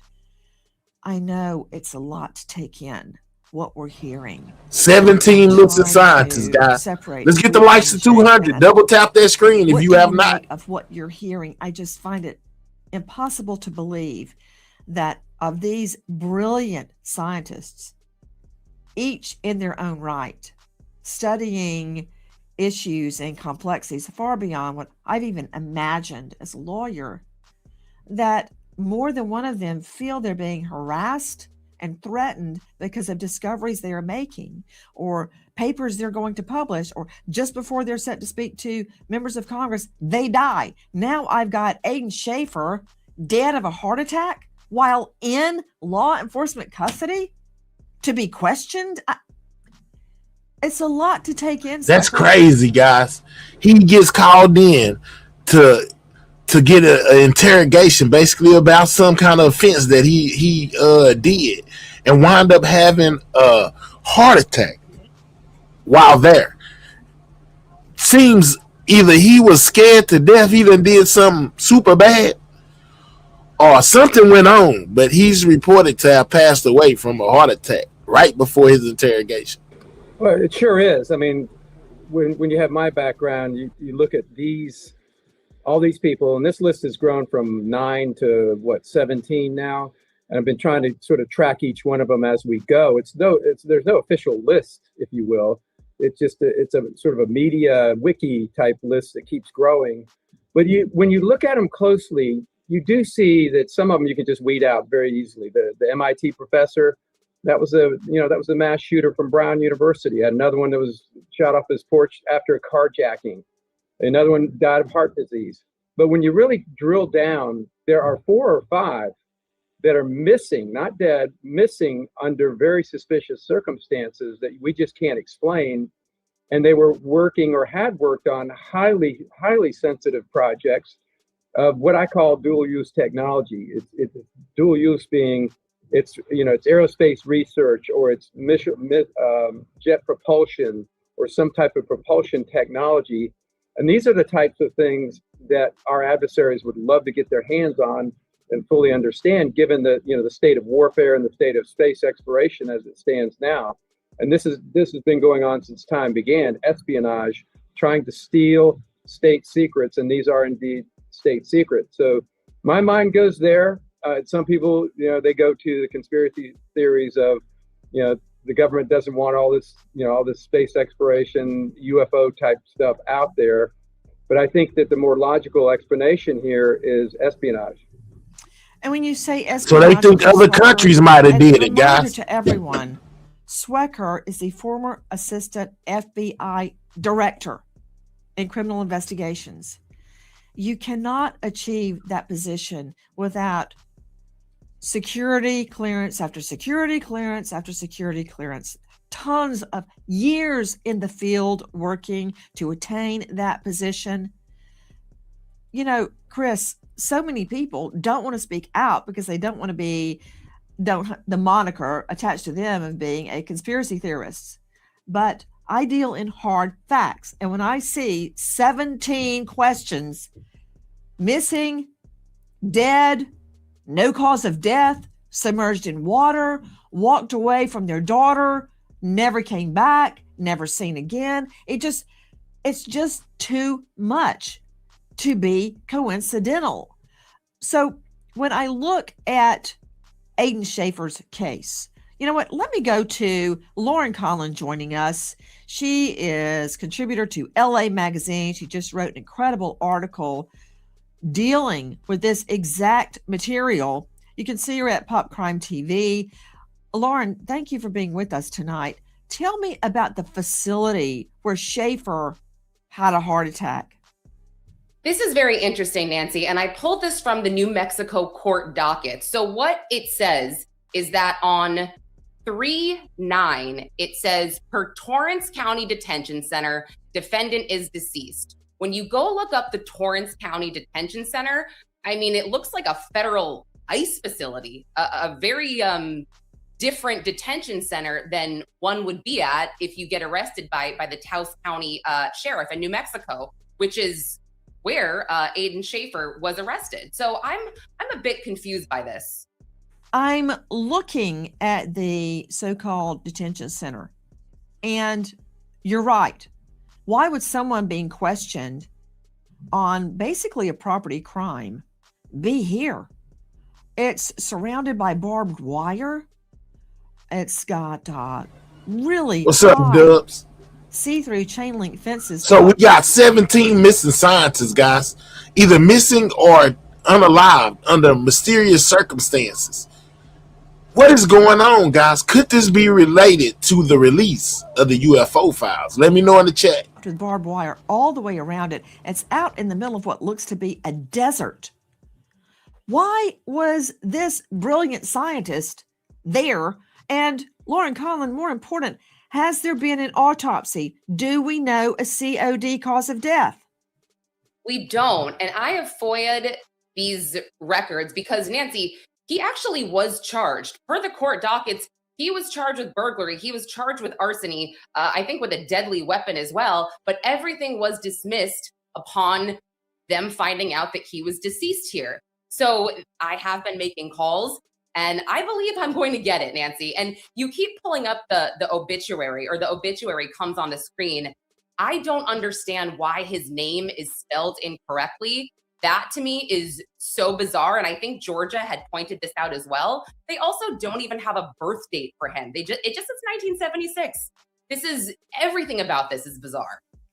To Georgia Bradburn joining us from UK, host of Liminality. Georgia, do we know if an autopsy was performed on Aiden Schaefer? No, not at this point. I believe that somebody else has also filed a FOIA for that. But just worth noting on that obituary as well, the date of his death actually changed 2 weeks ago. So I caught this based on a screenshot that somebody had taken originally. And 2 weeks ago, that date of death was 2 weeks ago, the date of death was the 6th of April. Now it's March 6th. I'm calling in a death investigator, a renowned death investigator, Joseph Scott Morgan, professor of forensics, Jacksonville State University. He's the author of Blood Beneath My Feet on Amazon. And he's the star of a hit podcast, Body Bags with Joseph Scott Morgan. But all that aside, Morgan is a death investigator that I first met many years ago as a felony prosecutor, and he was working with the medical examiners in what was then one of the murder capitals of the world, inner city Atlanta. We had so many homicides, I couldn't keep up with them. And I would go on trial, Joe Scott, as you recall, every other week, trying nothing but felonies, and still couldn't keep up with a crushing load of felonies and homicides. So Joe Scott has performed over 10,000 death investigations of all natures. Joe Scott, why do we keep having scientists that A, go missing, and B, don't have autopsies? You and I discussed it last week. I can't remember the number we identified of these 17 that don't have a real official COD, cause of death. There's one scientist that's found dead. They go, oh, he was overweight, he was obese, must have been a heart attack. And that's the cause of death? Really? So Amy Eskridge did not have an autopsy. It's called self-inflicted gunshot wound. When the week before she says to Frank Milburn, if I'm found dead, I did not commit. Now we have another self-inflicted gunshot wound, and that is David Wilcock. No autopsy. And I'm going to get into it with you about how can a self-inflicted gunshot wound be something very, very different. Not that at all. But first, no COD, no autopsy. We're going to have to do a flowchart on that too, Joe Scott. How many of these scientists never have an official cause of death? Yeah, and that's a major problem now. You know, you look back over your shoulder through time and you want these answers. People are demanding answers now, right? I mean, this is one of the biggest stories in the world, and there's no data to give them at this point in time. And listen, once this is done, once the body has been released and has been either buried or cremated, there ain't no going back. It is perfection in this idea. If you're thinking about hiding something, there is no excuse. And let's go back to the gentleman you were mentioning just a moment ago that has allegedly died in custody. Nancy, when in the medical legal community, when anyone dies in custody, and I don't care if they're in the back of a patrol car or if they're on a hospital wing in a facility, they have to be examined by a medical legal authority. And this is why. Because you are in custody literally in the state that you're found in. They are charged with protecting you, okay? So when you die in that environment, everything What's has up, to be Matt? examined so that there are no questions in the future. Right, coming Miss back Cooper. and I say, don't know what well, to call this it either. happened It's to them. crazy. So at least you have to draw tox. You have to do an external examination. If this man was not autopsied, if his death was not reported to the medical legal authorities, there is a major problem here. Okay, because you would want to draw tox on him to try to understand what's going on at a chemical level within his body, and then we have to look for. We need 40 more likes. Go double tap that screen, guys. If you're viewing, double tap that screen on your mobile device or click the 3 dots in the right hand corner. Hit that thumbs up, guys. Subscribe to the channel if you are new. This is crazy, guys. Like something out of a sci-fi novel. You wouldn't believe it if you didn't hear it first over here on Everything News, guys. Any kind of signs, any kind of trauma on his external person and also internally, just to see why is it that of all points in time he dies in custody and doesn't die outside of custody. Do you see that? That's a big question that we have to ask. And all of these, I'm going to be very curious. I'll help you put together the flow chart, and we can go by point to try to explain why this is so very important. I'm curious if the PRC is watching. I know they're in my phone. I've alluded to that earlier today. So, and that's not just paranoia. That's my professional work life due to being on the inside of APEC. This is him, guys. China is in my. This is him. Now listen, he said he got to worry about his phone being tapped. That's crazy. I'm curious if the PRC is watching. I know they're in my phone. I've alluded to that earlier. The PRC, whoever they are. That's not just paranoia. That's my professional work life due to being on the inside of APEC, because I know China is in my phone.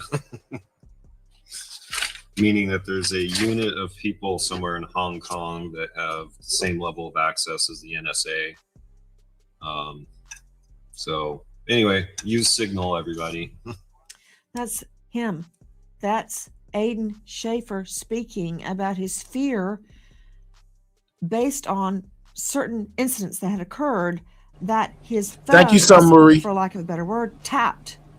That is from Vlog of the Dead. It's on YouTube. And now I want you to hear something that Chris Swecker told us. All right, another scientist.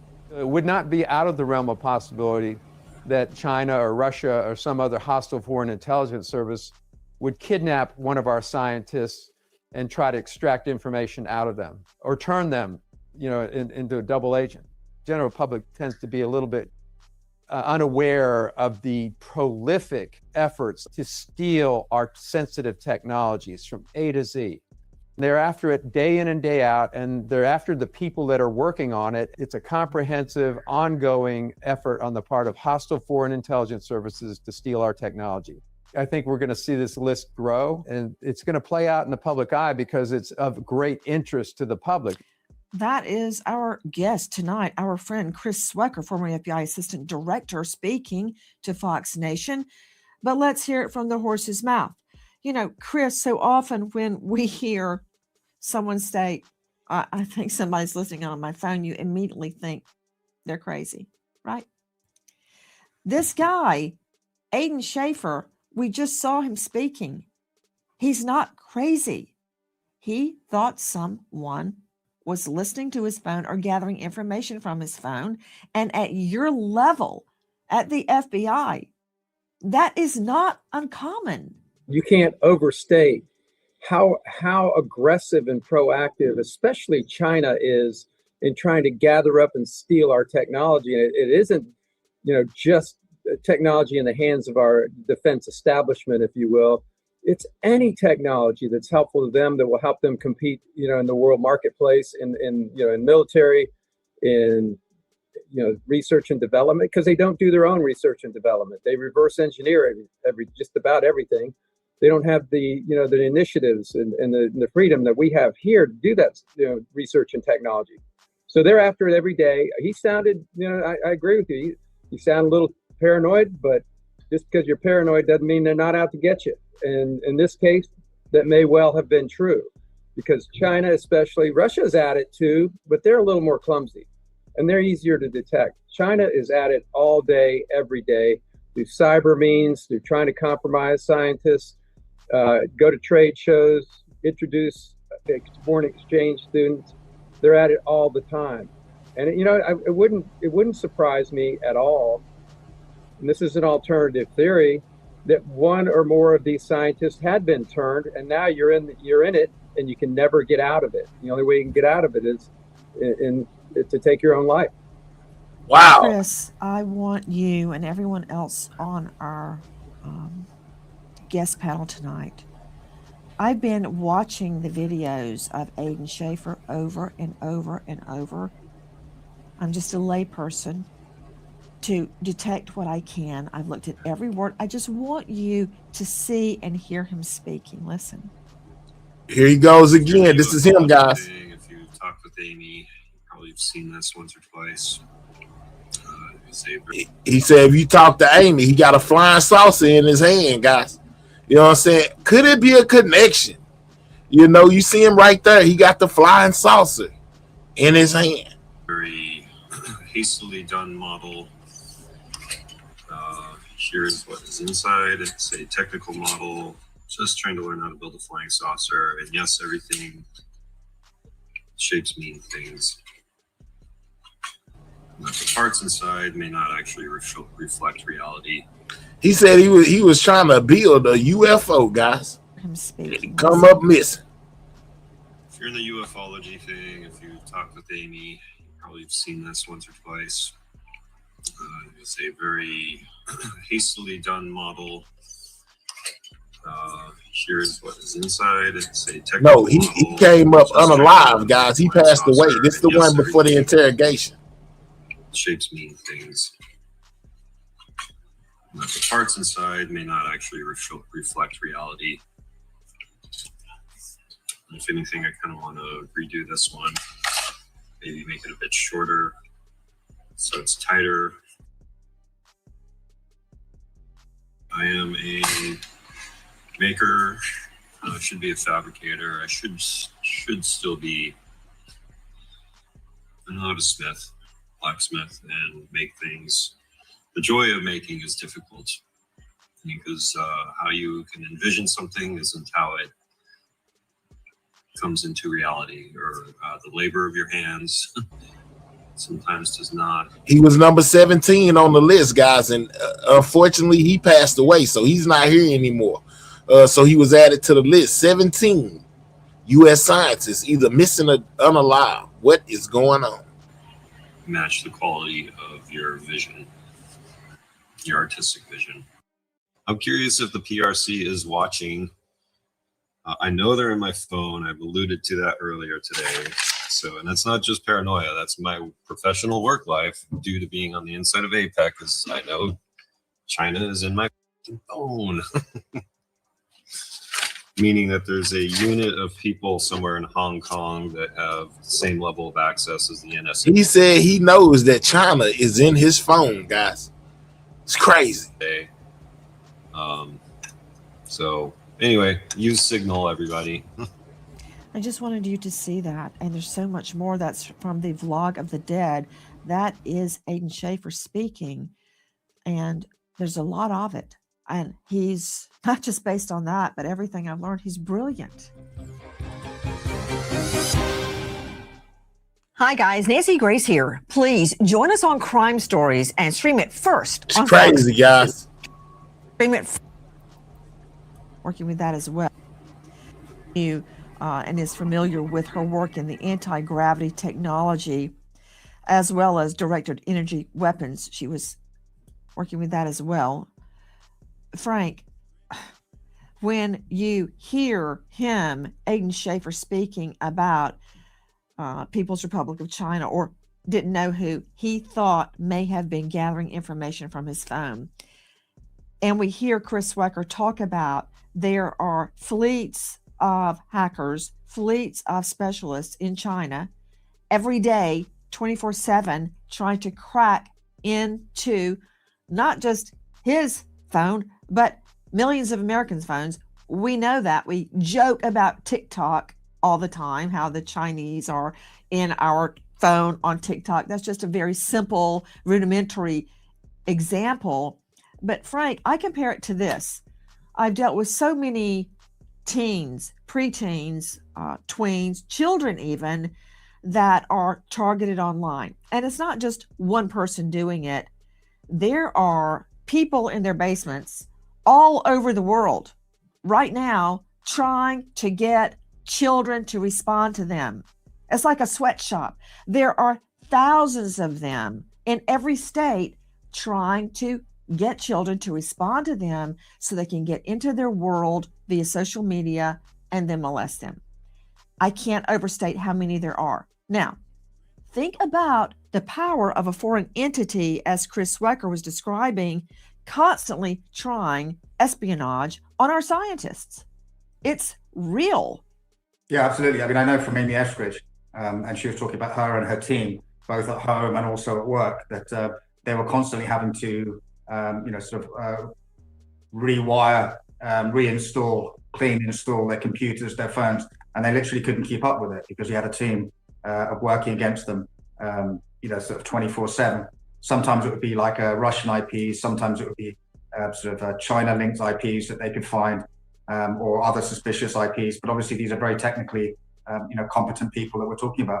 But Amy kind of got so concerned towards the end. I mean, I'm looking at her at a message from her just now from November 2021, and she's saying that she's so worried. She doesn't want to go to a psychiatrist to deal with her stress, to get stress relief medication, because she doesn't want to be anything that could be construed as being suicidal. She doesn't want to get pain relief for all the pain that she's in, because she doesn't want it to be construed that she took an overdose or something. And she doesn't want to get a concealed carry license for a weapon, because she's worried that that could be construed as in she got herself a firearm and she committed suicide with it. So that's the kind of level that we were at with Amy. You know, it's interesting, back to Chris Swecker joining us, former assistant FBI director in criminal investigations. Chris, I've dealt with a lot of legitimately, legally insane defendants. Many, many, many of them over the course of a decade plus. The case of the 17 missing Just as you scientists. street vernacular, crazy people are not worried about the fact that they may appear crazy. They're not worried about, hey, I don't want to talk to a counselor about my stress. I don't want that to go on my record. I don't want anybody to think I'm suicidal, because I'm not suicidal. And then she commits, according to sources. No COD, no formal medical examiner report. So the way that these victims are being painted with quite the brush is an effort, I think, to cast them off as on the fringe of science, not important, mental problems. That's not true, Chris. It is not true. Brilliant people are eccentric. And, what you're talking about, I think is a really good point. I mean, these people who are going to or are don't run around saying, hey, I'm not, please understand this. If something happens to me, it's That's not correct, Summer. They don't go out and commit. So, it's the thing that's bothered me about all of this. We know that they're not all connected, but it wasn't being looked at. It appears that it wasn't being looked at. By looked at, I mean deeply investigated by the FBI until the media brought it to their attention. And let's understand the difference between the FBI and the CIA. The FBI are spy catchers. The CIA are our spies. And it's the FBI's role to dig into these sort of things and find out if there is indeed a pattern here, or if this is some broader conspiracy, or what's behind all of this, and not take it at face value. So I've if there's one thing that there's an element of truth to, and that is it wasn't looked at early on. None of these were looked at. They were local investigations.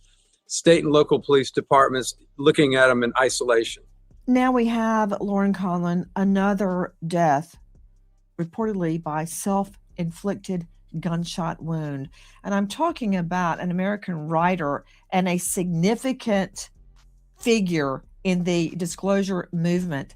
And when I say disclosure movement, advocating vociferously for the complete opening and disclosure of UAP information, commonly known as UFO information. He was really pushing the government to release that. And just as it all seems to be about to happen, but don't hold your breath, I'm still waiting for all the Epstein files to be released. He suddenly dies of a self-inflicted gunshot wound. Tell me about his death. Yes, this is so tragic, David Wilcock. I think many people were shocked as well because he seemed to be doing well via his social media posts. And you know, nobody actually knows what's going on in someone's head, of course. It's incredibly tragic. And the entire community, Nancy, the entire UAP community, disclosure community was just reeling from this. This is crazy, y'all. It's crazy. This is, hey man, 17 missing scientists. What do y'all think about it? Why is that important? Is this all tied together with the UFO files being released? Could that be why the scientists are going missing, guys? They are the ones with the knowledge of what's going on. Let me know. About, for instance, one scientist disappearing and being found in a body of water months later. Could water conceal a COD? I'm also curious about self-inflicted gunshot wounds. How can we determine, is it real? How can we determine if someone had been slipped a psychotic drug to induce ideation, such as David Wilcock? When you don't have a formal medical examiner autopsy, you don't have toxicology. I don't know what, if anything, was in his blood. I don't know tonight. I don't know what happened to Aiden, who died of a heart attack in detention in what looks to be an ICE facility. Why? How did that happen? Why was he there? Also, you've got Wilcox. Nancy, it's a lot of this that don't make sense to me or you or a lot of these people in this chat, man. And Eskridge, both stating, can I see that full screen, please, that Wilcock posted? I am not. Same thing Eskridge said. Now they're both dead. Oh my God. He even left one that said that he does not plan on taking his own life. Like she said, that's the same thing that the female scientist was doing, sending out to all her friends and family, how she would never unalive herself and then wind up unalive. It's crazy. By self-inflicted gunshot wounds. How can I tell the difference? Why was they putting out those? Well, I'll put it to you this way. You and I have both covered cases like this, and I've worked cases like this where individuals have, in fact, taken their own lives, all right, with self-inflicted injuries, all right? That doesn't mean that somebody else's hand was not on it, okay? It's a slippery slope here because you can have individuals that are right on the edge, Nancy. They might have some type of psychopathology that's going on. They could be intimidated, which I've worked cases like that to the point where they do feel hopeless and helpless. And they do, in fact, self-inflict at that point in time. I've seen these cases. They are out there. We hear about them all the time, particularly in teen groups. So this is something that you cannot just merely say, oh, yeah, well, this was, self-inflicted, or this was fatal self-harm. You can't just simply say that and dismiss it. And here's the big problem. And it's really a simple solution. If somebody dies, examine their body. It's that simple. Because many times people will actually, and I'm talking about medical legal authorities and the police, they will release bodies directly to funeral homes from scenes that have self-inflicted harm. And this is a major problem, particularly when you come up against this. Because I'm interested, you had mentioned just a moment ago, any kind of psychoactive drug, right? Well, if a body is embalmed, right? we can't go back and do toxicology at that point in time to see what was actually in their system. If the body is cremated, we certainly can't do that. There's no unringing the bell at that point in time. So all of this adds up. And to the director's point just a little while ago, I'm very curious, and I'm thinking about this as a forensic medical legal person. When you look at the data that has been posted relative to all of these individuals, this kind of charted out event, we look at this from an epidemiological standpoint, where you get these clusters that are occurring.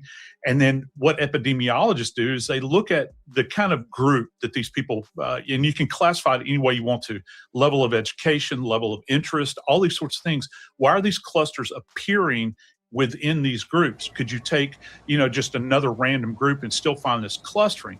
I think that there's something here from a scientific standpoint, from an epidemic. You got Department of Energy. Hold on, to make sure my mic on. Okay, so in this graph, they got the Department of Energy connected to Kansas City National Security Campus, connected to Los Alamos National Lab. Then all of that connects to the Department of Defense, Air Force Research Lab. Then it goes down to MIT, to Caltech. It says NASA, Jet Propulsion Lab. All of these people have things to do with aerospace technology, guys. What is going on with these scientists? 17 of them. If you want to look at it from that perspective, that actually correlates to this mystery that we have, that we're trying to solve. But if you're shooting yourself in the foot to begin with as an agency, and you're not following through as a death investigator, then you train wreck an investigation before it even gets started.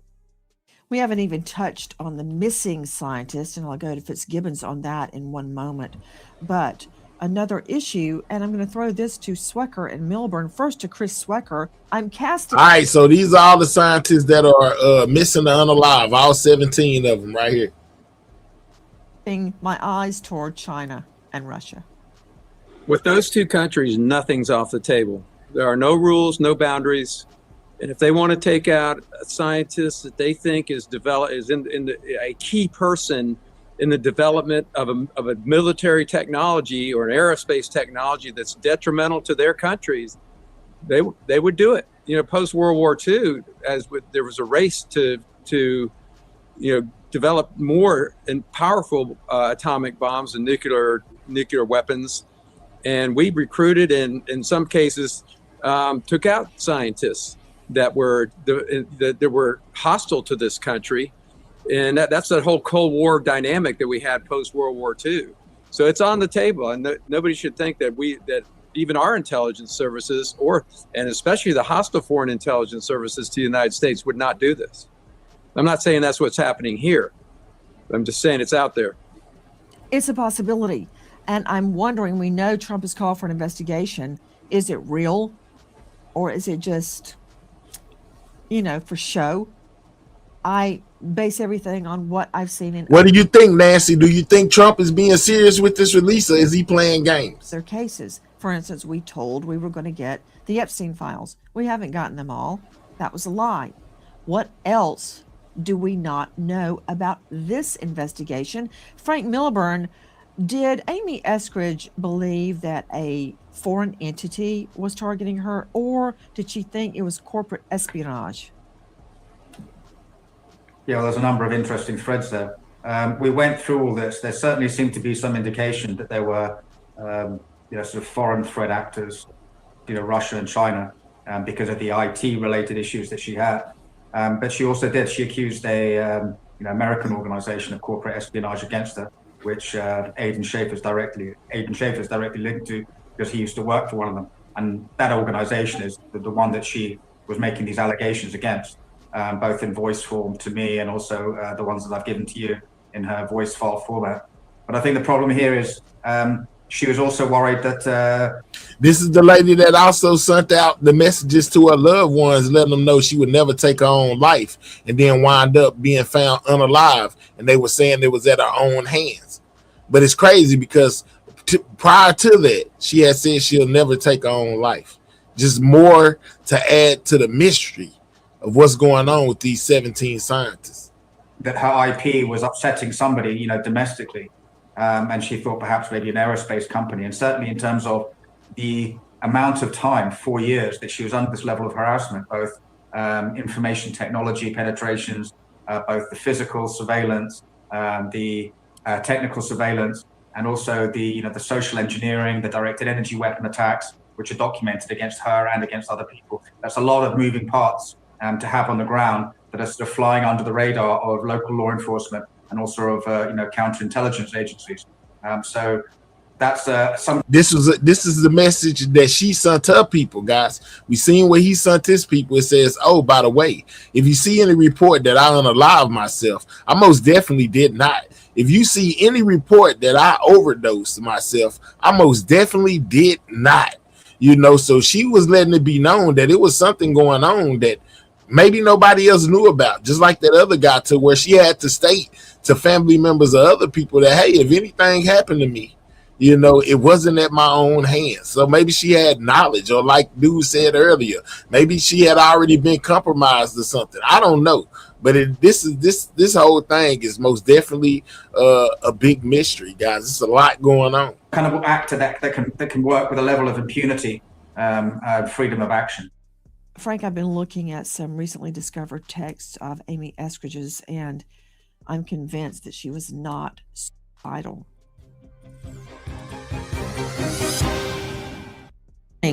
Target your natural find a lot predictable. Find on the missing scientists. To Brian Fitzgibbons joining us, Director of Operations, USPA Nationwide Security. And let me stress, Fitzgibbons leads a team of investigators around the world finding and extracting missing people. Other countries, all across the U.S., he finds them and extracts them if possible. He is a former Marine and Iraqi war vet. Brian Fitzgibbons, we've been so focused on the body count tonight, we haven't even addressed the missing scientists. Weigh in. Yeah, you're absolutely right. And, there are 5 missing, right? 2 of which, Monica Reza and General William McCaslin, had incredibly high. So out of the 17 guys, there's only 5 that are missing. The rest are all unalive. There's 5 missing out of 17, and the rest are unalive, guys. Security clearances and access to this information. And I want to touch on something that Chris Swecker said. These foreign intelligence organizations are not just going after and targeting folks that have that access. They're also targeting people with placement. And what I mean by placement is this would refer to somebody who has physical or occupational proximity to that desired information. And that's where you lump in, the foreman in Los Alamos, and the administrative assistant, and a contracted custodian. They can't be easily dismissed as not connected because they themselves don't have access to the information. They have the right placement. So these missing, the missing on our list, I think, it's easy to lose sight of the forest and speak of the trees, but these missing cases, in my opinion, are what need a lot of time and focus on. Brian, one of the missing, Melissa Cassius, there you see her on the right. I really identify with her personally because she drops what she's doing and goes to take her daughter a Subway sandwich for lunch. And how many times, everybody on the panel that has children, you drop what you're doing, you stop in the middle of your work and you do some crazy thing like pick up a dress or bring a Subway sandwich or carry Thank you for the gifts, Rika. Hands to school just before practice. There's a million things you do. She dropped everything she was doing, Brian, to take her daughter a Subway sandwich. Then she walks out of the house in the middle of the day, which she never did because it was so hot there. I have in my notes here how hot it was outside. She worked with Chavez at Los Alamos. She leaves in the heat for a walk, which she never did. 2:18 p.m. And this is the woman that left her phone, guys. Left her phone at home, completely wiped her phone before going missing, guys. Which led people to believe, hey, man, that's strange. Why would she ever wipe her phone? But she restored her phone back to factory settings, guys. Left the house and never returned. She also was a scientist. She's last seen on surveillance walking briskly eastbound State Road 518. The heat of the afternoon. No phone, no ID, nothing. She's never seen again. Okay, no, that's not right. Everything in my mind is screaming this mom would never have left her daughter. And Fitz, when they go to look in her home, they find her work phone and her personal phone. Both of them had been wiped and factory reset. I mean, I've said this 100 times. You know the old story about the 5 blind men trying to describe what is an elephant. Well, one is feeling the trunk, and one is feeling the tail, and one the tummy, and 2 of them each have a leg and a foot. And nothing makes sense to them. They just know basically what it is. And I am telling you, I know that this woman did not leave her daughter. Now, what her position was is that she worked with Chavez at Los Alamos. That's the one that really speaks to me, Brian, but all of them just leave with no ID. McCaslin leaves, no cell phone, no ID. He even takes off a smartwatch. Nothing to identify who he is. In fact, less than 2 miles away, his Air Force sweatshirt is found. We believe it's his on the side of the road. Monica, let me go to you, Lauren Conlon. You have done a really deep dive on Monica Jacinto-Reza, and your article in LA Magazine was eye-opening, and I'm sure that took you hundreds and hundreds of hours of research to put that one article together. Remind us about how Monica just disappears off a trail. Of course, Monica's disappearance is very chilling because she was with 2 people from her yoga group, and reportedly she was descending from a mountain with hers was crazy, guys, because this is the lady that basically went hiking, guys, and took a photo, and when her people basically turned around, and looked back, she had completely disappeared that fast within a matter of seconds, turning around, then looking back, and the person be completely gone, nowhere to be found. That's what happened to Lauren. I mean, that's what happened to the scientist right here. Companion only. She was behind him about 30 feet. They were both running. Again, this is a steep terrain. No one can understand why they were running. The male companion turned around. He waved to her. A minute later, she was gone. Vanished into thin air. And that red beanie was found on a more dangerous path leading off of the mountain. This is Mount Waterman. And how does that happen? Stopped at that beanie, Nancy. Very strange. And just to go back, where did she go? Did she get beamed up by the aliens? I'm just saying, she went somewhere, running behind her partner. Her partner looks back, see her still running, and then looks back again. She completely vanished, and then they found her beanie on another trail. What happened to her? One thing you said about Melissa Cassius, I want to point out that Melissa was an administrative assistant at Los Alamos. Generally, she wouldn't have a high security clearance. However, I think the important thank you question amazingly to ask, without sounding too conspiratorial, is did she see something that she shouldn't have? And also, it was reported that Melissa was seen getting into a vehicle, although the make and model. Shout out to Rika, man, for that 5. I know if I can't depend on nobody else to send me something, Rika always got me with that 5. Thank you, Rika. I appreciate it. Thank you. Thank you for the gifts as well. Is not available.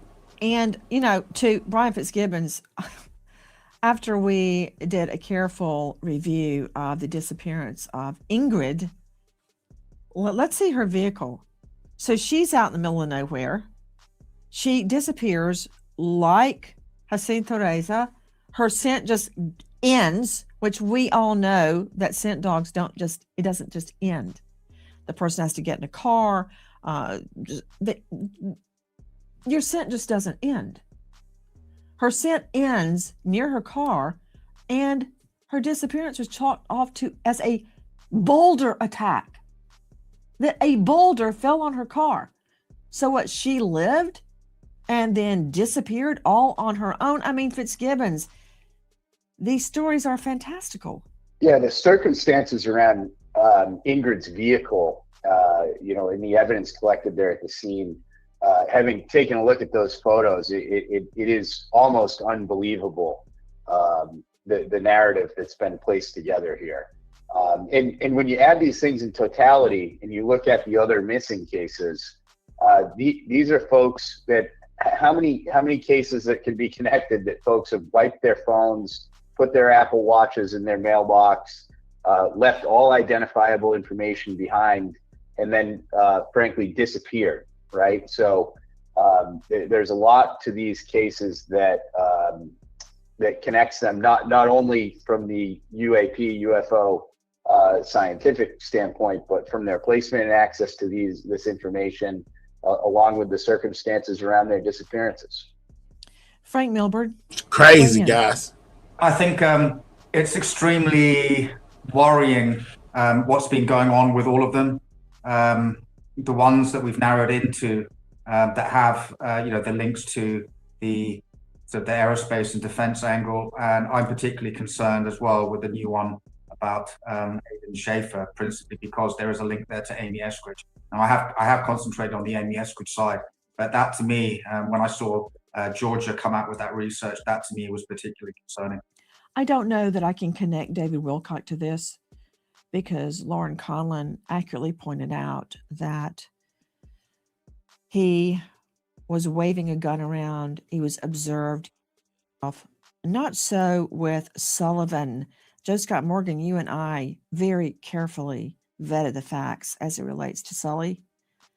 Just before he's to meet with someone in Congress about what he knows, he suddenly is found dead in a hotel room. And one of the drugs he OD'd on was a child's bedwetting medication. And you have to think about the connectivity here, and why is it that at that moment in time, with this drug cocktail, that he would decide to take his life? What would be, because, you talked about a few moments ago, Nancy, this concept of ideation. And that's one of the things we look at with people that do self-harm, right? What kind of history do they have? Is this something that just suddenly manifests itself? One day you're kind of clipping along, you have access to data, you're going to make an official presentation or comment about this. And then for whatever reason, you're gone, man. I mean, you're absolutely gone. And so I think that a deep dive into his death, and also how these drugs were applied, was this a completely oral ingestion, or was there any other indicators on his body that they could have been applied some other way? I'm thinking about things like needle puncture wounds and things like that we look for. I was just about to ask you that, Joe Scott, about how subtle a very, very thin needle puncture wound can be on a body. And if it's in a location where the MA typically wouldn't look, like behind the ear, there are many ankles. And I know this because of autopsies I've attended where an addict did overdose and they couldn't find the needle mark, and then they found it in a very obscure location on the body.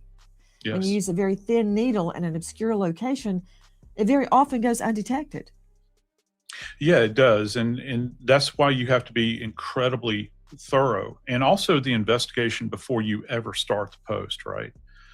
Because you have to have a direction. And I say post, I mean autopsy. You have to have a direction. It kind of, the information that comes in to the forensic pathologist from the field is kind of the roadmap, right? We kind of know what we're dealing with at the scene, and then you move forward with the autopsy, and all things have to be considered. That's the beauty of medical legal death investigation. We're not for either side. We just want the scientific truth here. And unfortunately, with a lot of these cases, I'm seeing an absence of that. I'm seeing an absence of scientific truth because, with that science, the science is actually, the lamp of learning. It will obliterate all of the darkness, all of these kind of things that are shaded here. If we can go back to the science and begin to understand how the mechanism of death occurred, then we're gonna have answers. And then you've got LeBlanc. We'll never learn anything because his body was incinerated. To Chris Swecker joining us, former assistant FBI director. Chris, final thought? Yeah, as we've all discussed here, we all know that not all of these cases are related, but there are some, especially the missing person cases, as we've just finished discussing. They bother me quite a bit. This is crazy, Mother's Keeper. I don't know what to say. I don't know what to make of any of it. And they walked away without their phones. They've walked away without their personal items. They were involved in highly sensitive, dual-use technologies or in and around it. And so I just think that this is the type of the investigation has to be deep and it has to be wide in terms of trying to determine if there are any connections whatsoever. It seems like the media has been doing the work of the FBI, and they finally did open an investigation, according to the president. I'm curious why they didn't do it sooner. But let's hope we get some answers sometime, over the next couple of months or so. It shouldn't take that long to see if there are indeed connections or there is indeed foul play involved in these. And again, my mind goes to espionage, but I'm not ruling out other possibilities. And to Georgia Bradburn joining us, host of a hit podcast, Liminality, who has been investigating the death of Aiden. Your guess is as good as mine, Jeremy. I don't know what's going on. What's going on with these scientists? I have spoken to his friends. They have questions. They have concerns. They want some answers. If you know or think you know anything regarding the death and the disappearances of these. All right. So that was Nancy on the 17 missing scientists. Yes, the number has jumped up to 17, guys. It's crazy. All of them were basically in aerospace technology type situations, which goes hand to hand with these UFO files, guys. Trump most definitely has released them.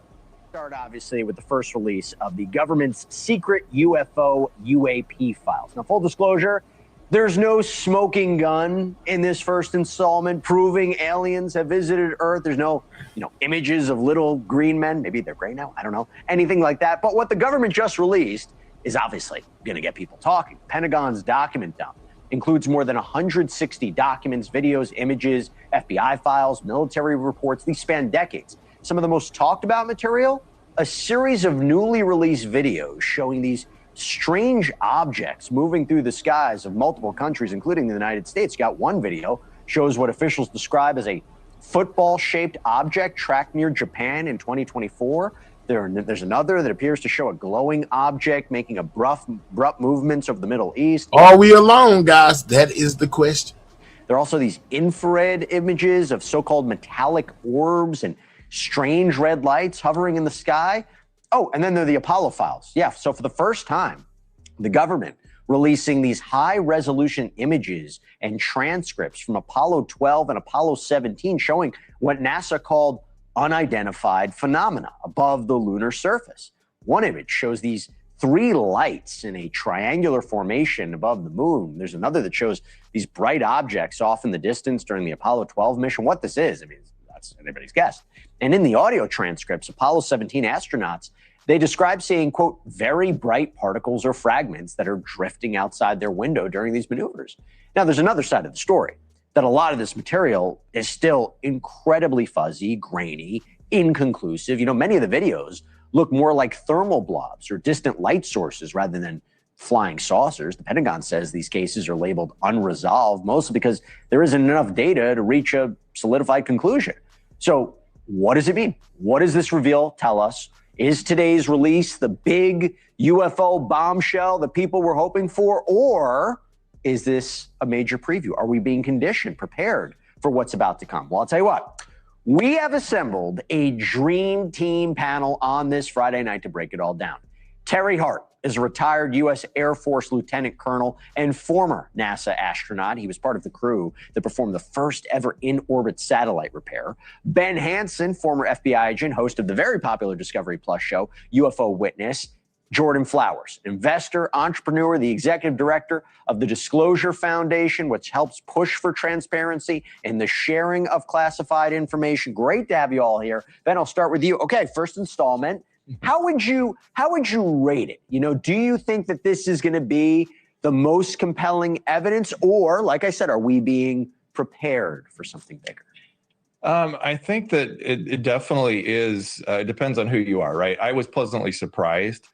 If I was rating it from a scale 1 to 10, I'd give it probably an 8. It's about what I expected.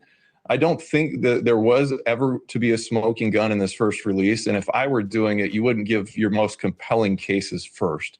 So I think we need to hold on, but there's a lot of good stuff in there that we can get into. Jordan, I mean, like, why not just release everything? I spoke to Avi Loeb earlier today, and he made the point, you know, look, there's a way that this has to be declassified. It has to be structured.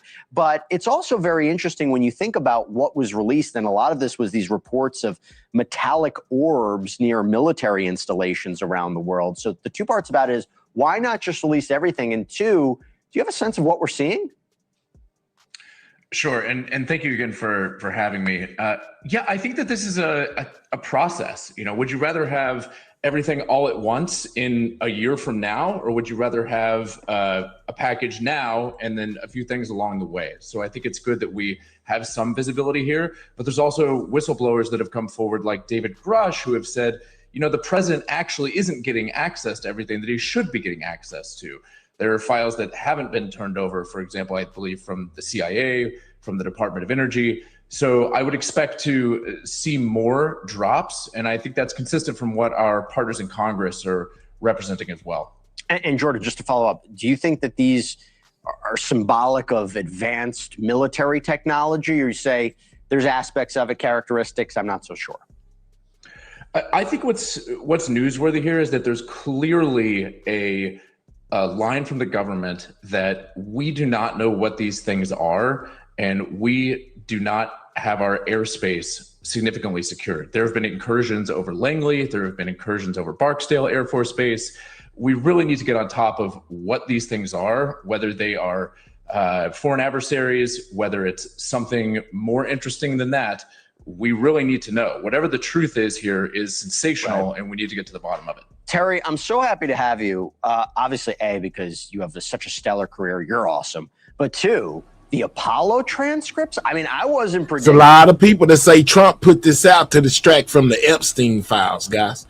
Any of you guys feel like that? This is just a distraction from the Epstein files? Or was the UFO file something that's needed for the public? Let me know. That.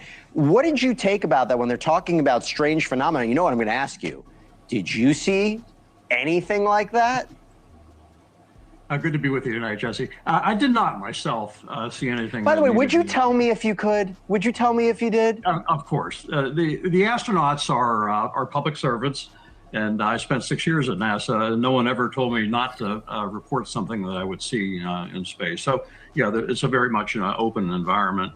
Now, the military, that's another issue. We have all sources. What is that, guys? Protected. So those. What is that?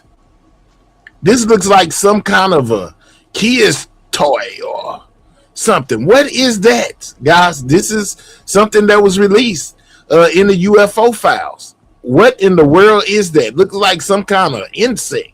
Lower release of that. A flying toy. What is that? Due to those kinds of considerations. But, you know, at NASA, it's very much an open society. Well, Terry, just sticking with you for a second, a lot of these videos are fuzzy. They could be anything, unresolved. As you're looking at this, as you're thinking about your experience, do you have an idea?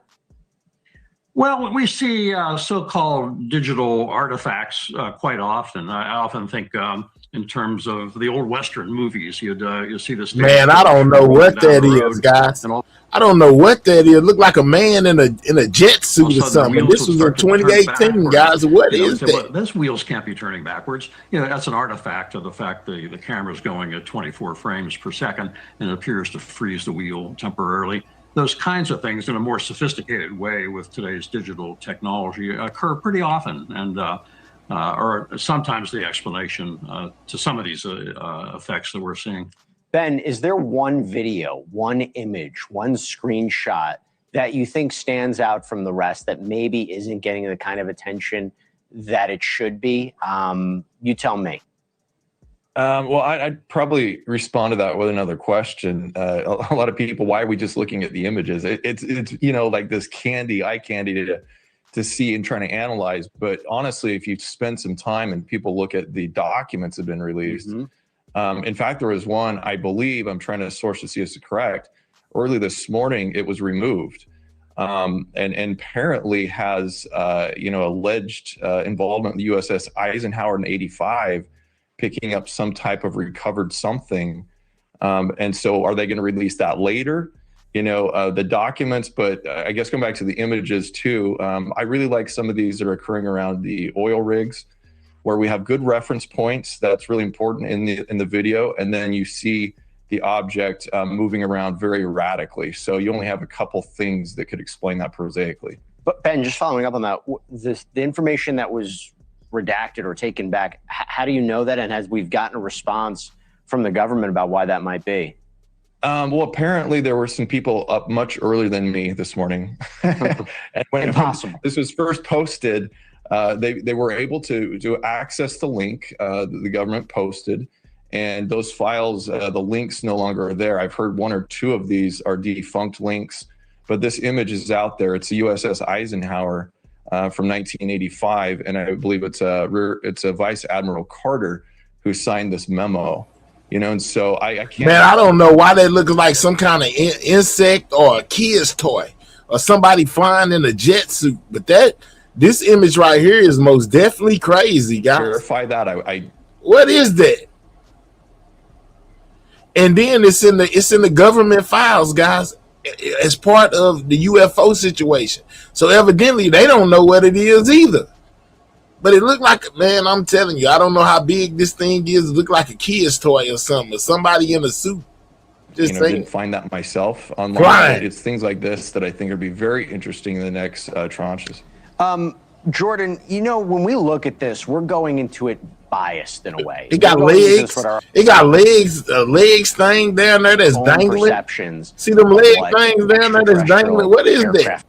Then this look like the body, and here go the head, like it's some kind of suit or something, or a kid's toy. May look like what is that? Is that an alien? May look like. Is that what an alien look like? Just mention, out of all times for Disclosure Day, the Steven Spielberg. Shout out to Australia in the building, man. Make sure you subscribe to the channel, man. Double tap that screen, hit the like button. Is that going to affect this? Is that going to affect our perception of that? Is that going to affect our interest in all of that? Because again, I do think that pop culture does have an effect on us. I think it will have an effect. I think there will be people that are interested in this subject that will try to answer questions that they ask in that movie.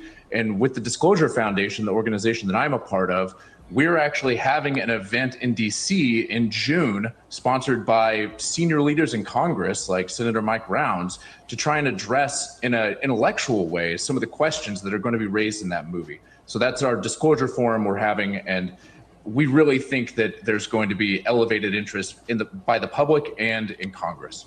Terry, why do you think we're seeing this now? And by the way, there's been commentary before this initial release where you heard people say you're going to be disappointed by it, right? But at the same time, you do wonder if you're dealing with materials that are decades old, why are we seeing this now? Do you think there's a cover-up going on? No, I don't think so. We very much want to answer these kind of questions. And the Webb telescope, that we spent billions of dollars to put in space several years ago, has a mission of answering two questions. How did we get here? And are we alone?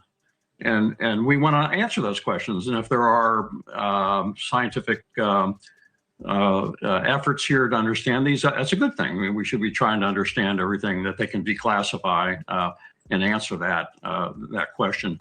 So there's really no reason to have a cover up. We want to know, the answer to those two questions.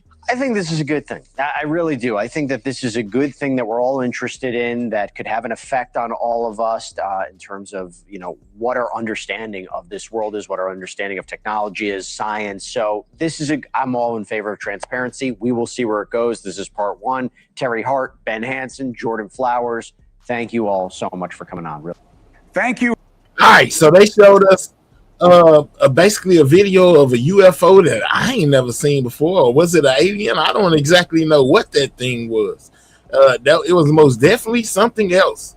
But check this out. Say a UFO kind of looks like a light formation in the distant sky, right? That's usually what we think. What they won't say, though, is that a UFO looks like a missile coming right for you in the cockpit.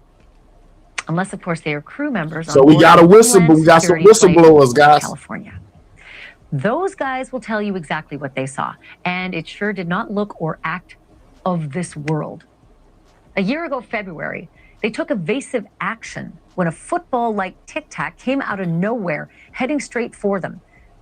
Thinking it was a missile, they ducked the aircraft to the left to avoid a head-on collision and raised the right wing so that the thing could pass right underneath them.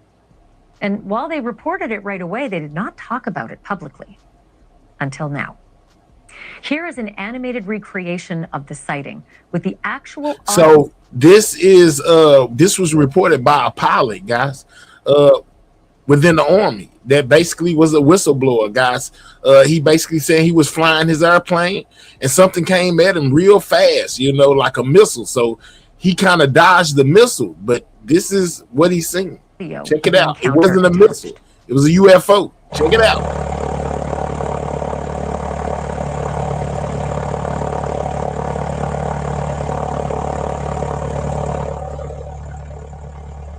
Now this is a simulation, a recreation.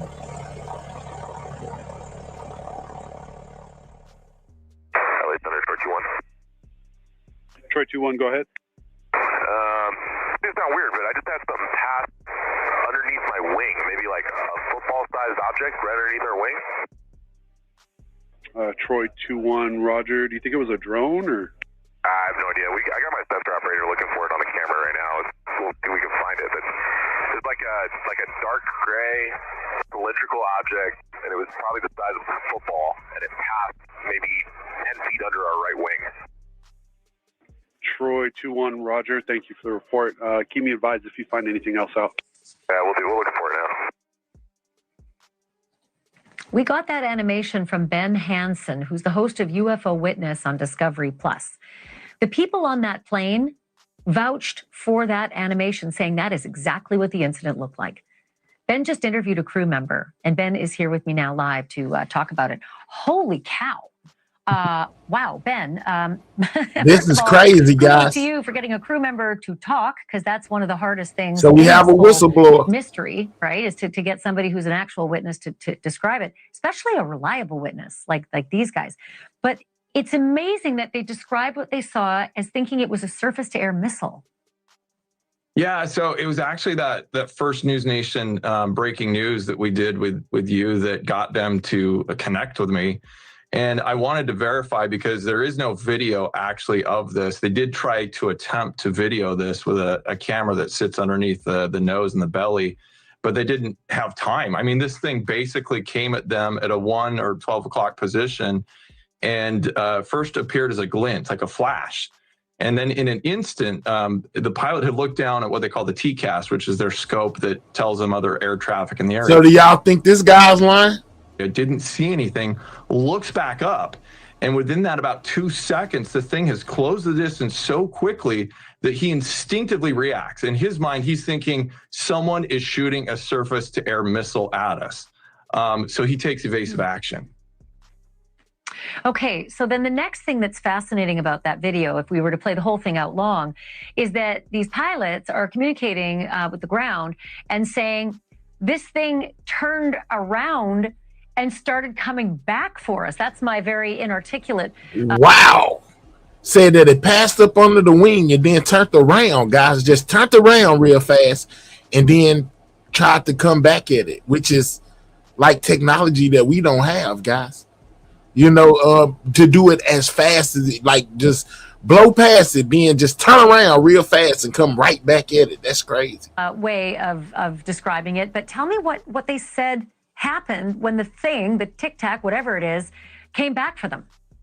So forgive the crudity of the model, but I didn't have time to have my animator redo the video. So here we have a model that's not the real plane, right? The type, but it's flying along. And as this Tic Tac is a jelly bean actually, is heading towards them, they instinctively turn off the autopilot. So this sets off an alarm, instantly wakes up all the crew, what's going on, and banks to the left. Okay, so he pops up this wing enough because he thinks he's in a collision with this object. It passes, he believes, either directly under him or slightly off. It continues on behind them. So he gets the sensor operator involved, and they have a very sophisticated radar on board. See if you can find this thing. Well, that's where they believe they tracked an object, their same altitude, 20,000 feet, 60 miles behind them. In a couple of seconds, that object then jumps to about 20 miles closer to them, back to 30 or 40, and then again to 10. It's like it's playing hopscotch back and forth, and they have no idea what this is.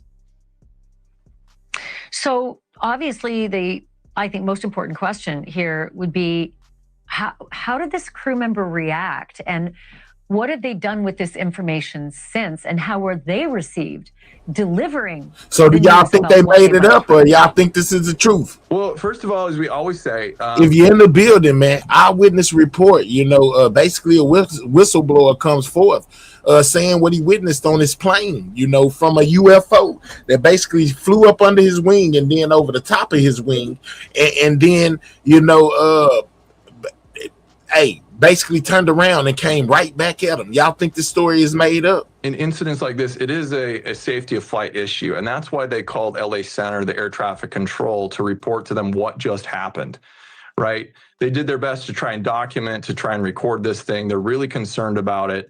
It doesn't make sense that over California, you'd have a surface-to-air missile coming at you, but instinctively, I've been flying as a pilot, and I've had like a bird come towards my wing and pop that wing up really quick so I don't collide with it. That's a concern. Nobody should be flying at 20,000 feet unidentified. And this object had no means of visible propulsion. There was no smoke, no streak, no anything as it passes by. So how is it flying? And how is it going several times the speed of sound? And then hopping back and forth. It reminds us of the Navy Tic Tac video in 2004. Right? And they described that on radar covering 60 miles in mere seconds. So same, you know, California coastline, same kind of description, a lot of similarities. Everyone's baffled about it. And we're hoping that officials take this. Oh, wow. Y'all got my likes low, man. Double tap that screen if you have not. That's how you hit the like button. Support the channel by double tapping that screen, hitting that like button, guys. Get the likes up. The likes are very necessary. If you're on another kind of device other than a mobile device, click the 3 dots in the right hand corner and hit the thumbs up. It most definitely helps out the channel, guys.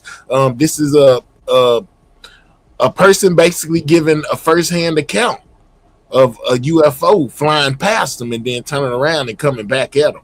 You know what I'm saying? No whistleblower. Shout out to everybody in the building. If you can hear the sound of my voice, double tap that screen, guys. That's how you hit the like button. Double tap the screen or click the 3 dots on the right hand corner, hit that thumbs up, and most definitely subscribe to the channel if you are new. Seriously, and look into it. Well, like I said, you can't get a more reliable witness than a crew from Homeland Security pilots who literally had to protect themselves against it in terms of reporting. You and I are not finished talking about this. So what's interesting it's crazy, also, guys. Alex, in the year, Trump almost a year that has passed, the is that UFO something files. else has begun to happen, they say, now inside the home. And they're very afraid of what they have been, what they say that they have been witnessing inside their home. Can you describe what it is they're telling you? Yeah, and I think that's the reason why Angel has pivoted from now check calling out what he this saw story, that night guys. an alien instead, now calling it a demon, because he feels like he's seeing. They said they encountered an alien, guys. Later start calling it a demon, but at first they reported encountering an alien. Lord have mercy. So much paranormal activity and just strange, unexplainable things happening inside of his home. There was two anecdotes, one in particular that we're about to show you that literally made the hairs on my arm stand up just because it is so freaky, so unexplainable. We have a segment of that part of the conversation. You mentioned paranormal activity. What exactly did you see? Well, I was in another room. My brother called me and there was a... This was in where did they say this? They just told us where it was at. I think it was where did he say it was at? I forgot where he said it was, but I remember seeing this story before. This is also a story about, this story right here is about aliens or some form of entity or something being in this tree in a family's backyard while they're having like a barbecue or a party in the backyard. Something is in the back shaking the tree. They don't know what it is, and we still don't know what it is. Check it out, though. I'm going to let it play. Part of the conversation. You mentioned paranormal activity. What exactly did you see? Well, I was in another room. My brother called me and there was a upside-down cross, and there was a Jesus statue in it. They ripped Jesus out of it, they threw him like across the room, and it was floating upside down. Are you saying floating in the air? Yeah, like in the air. It was floating. And that would make people feel like, bro, you guys were hallucinating or something. What kind of narcotics are you guys on? I'm just saying, said that that something invisible ripped Jesus off a cross that was on the wall, threw it across the room, then turned the cross upside down, and it was just spinning in place. That's whoa. What did you do? I mean, did you go pick it up? Did you knock it down? Like how? No, I didn't do nothing. I was just sitting there. I was crazy. I was like, what? But how did it come down? It's not still floating right now, is it? No, it came down. So we got closer to it and then it dropped. It fell to the ground. A crucifix, yeah, floating in the air, upside down. The Jesus on the crucifix had been ripped off, yeah, and it was floating. Yeah. And you can say definitively, without lies, that is what you saw. Yes. Swear to God, that's what I saw. What do you believe that is? How could something like that happen? That's not physically possible in this world. And that's just one story of many stories of paranormal activity that's happened inside this house, according to Angel. He said that the family has had to take some really drastic measures to make themselves feel safe within their home. We're going to talk more about all of that paranormal activity tomorrow night on Banfield. And one last question about just what their house, has become, because, typically people are rabid about stuff like this, and people will come from all corners of not just the country. So tell me, from the people that's in the chat and in the building, if the government came out right now and said, hey, there are aliens, would you guys be prepared for that? Would you be able to accept that? Or do y'all think that the world would go into panic mode knowing that aliens really exist if the government was to come out and basically say they are real? Let me know. The earth to visit places like this. Have they been inundated with tourists and looky-loos and people who are not maybe as kind as they should be when they arrive on the property? Yeah, you bet. I mean, as you mentioned, this story sparked global attention. So everybody started coming to this house to get a peek at the backyard, hoping to catch a sight of a UFO or an alien or a demon, whatever it was back there.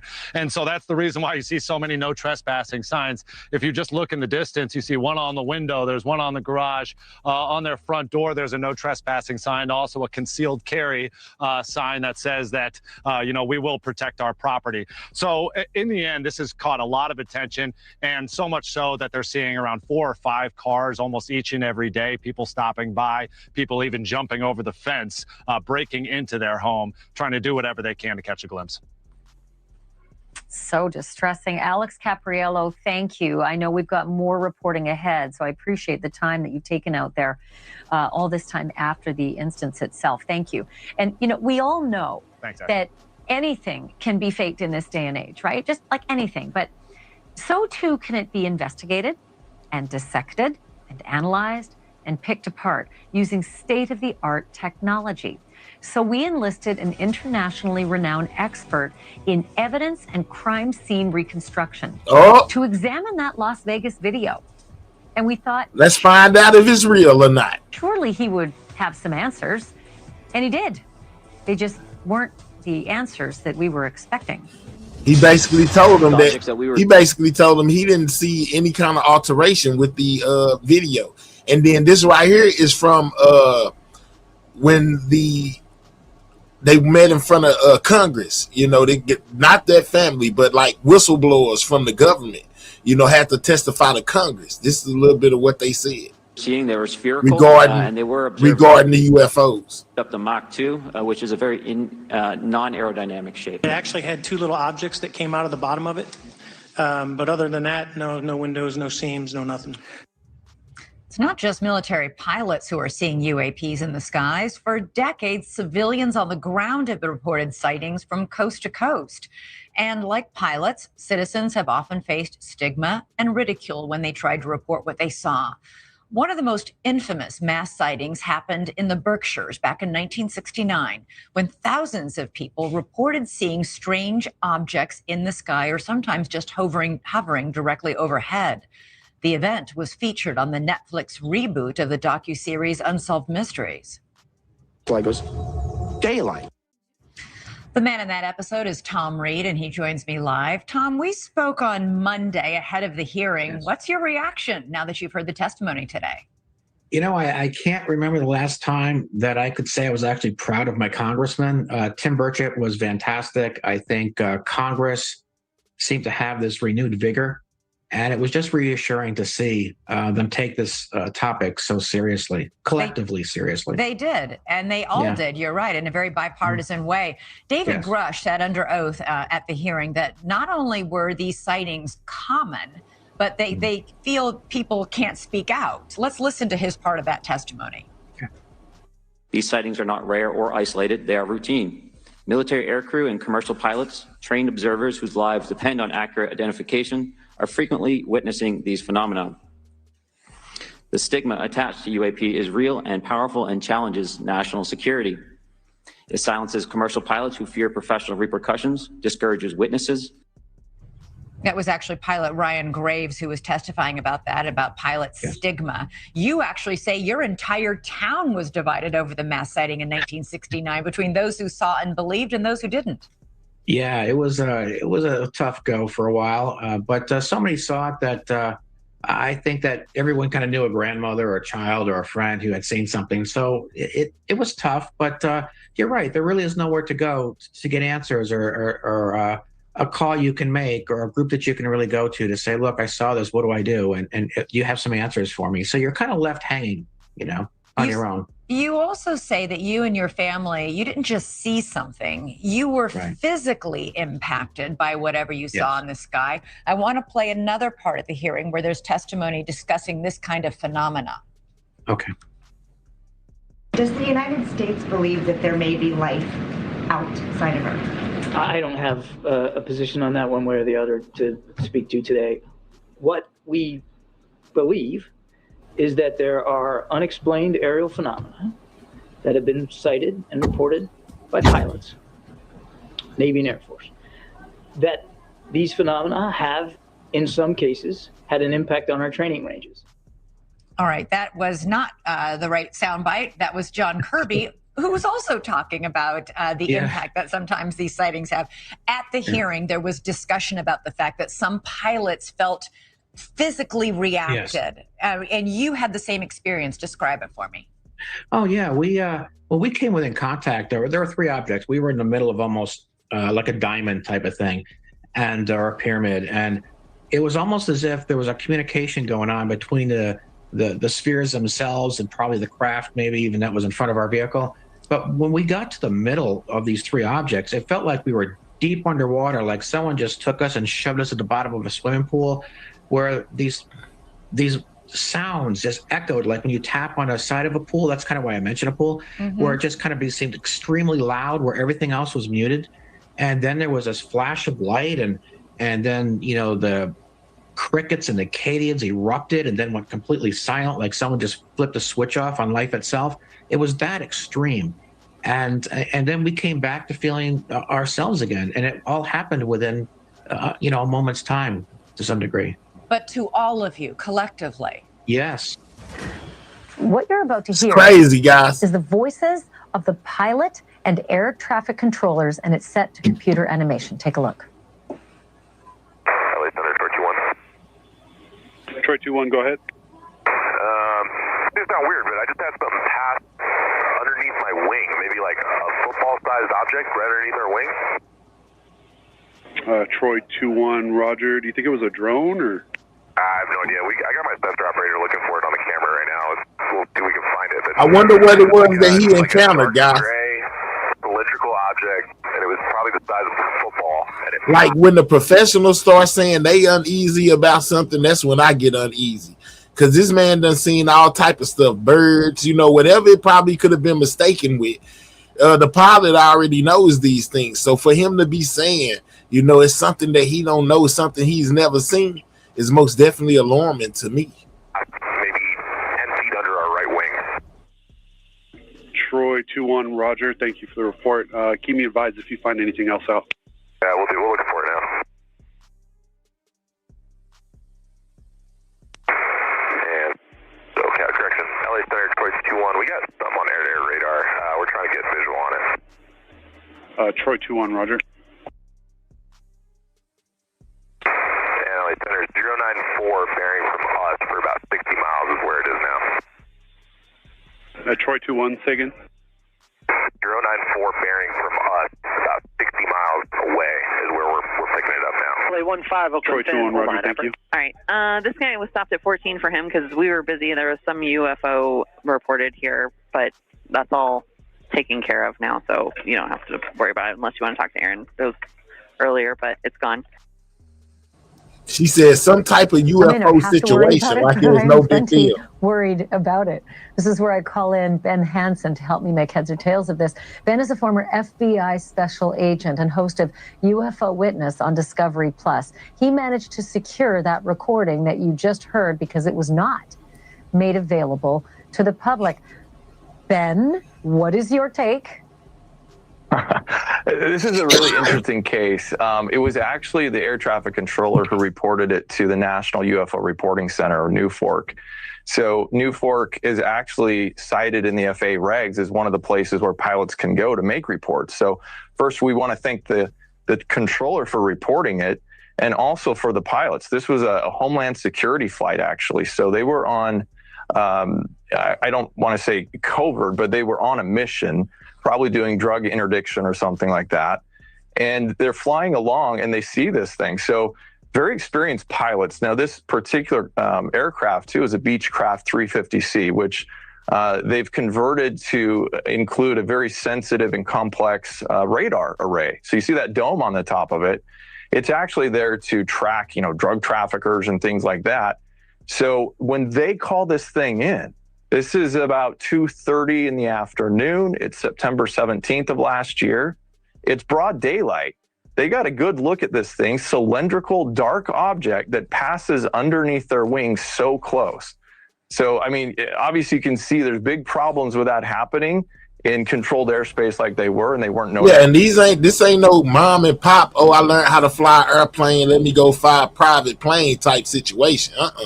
This is Navy people, guys.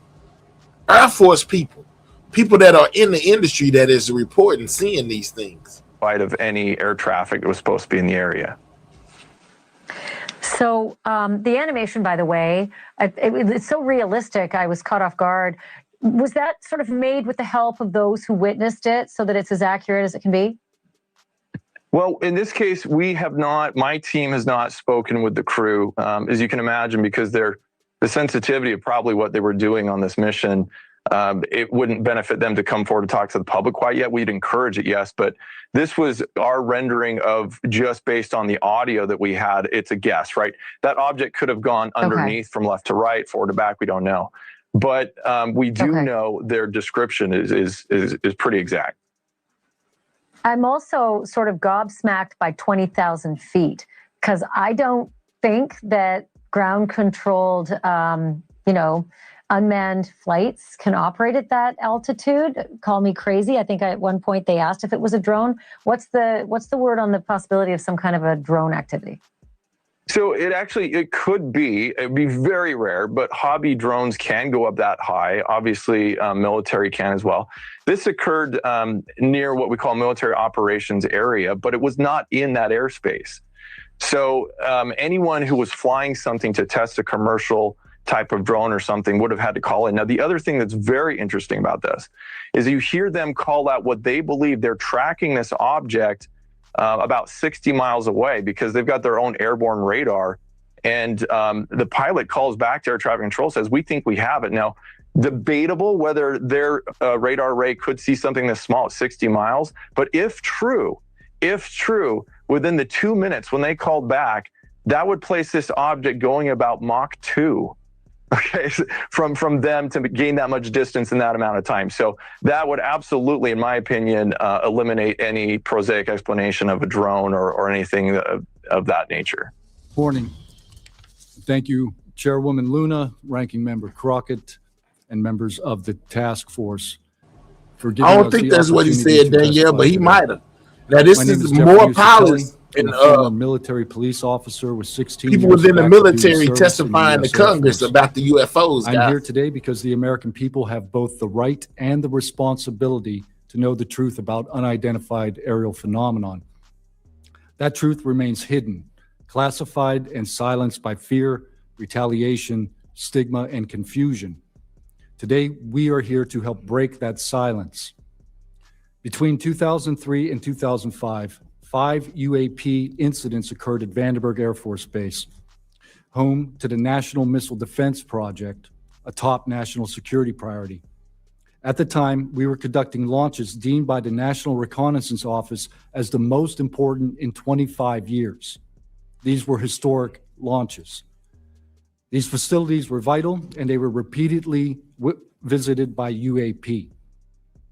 Each incident was witnessed by multiple personnel, documented, investigated, and reported up the chain of command. We sent information up, but we got no guidance down on how to handle these events.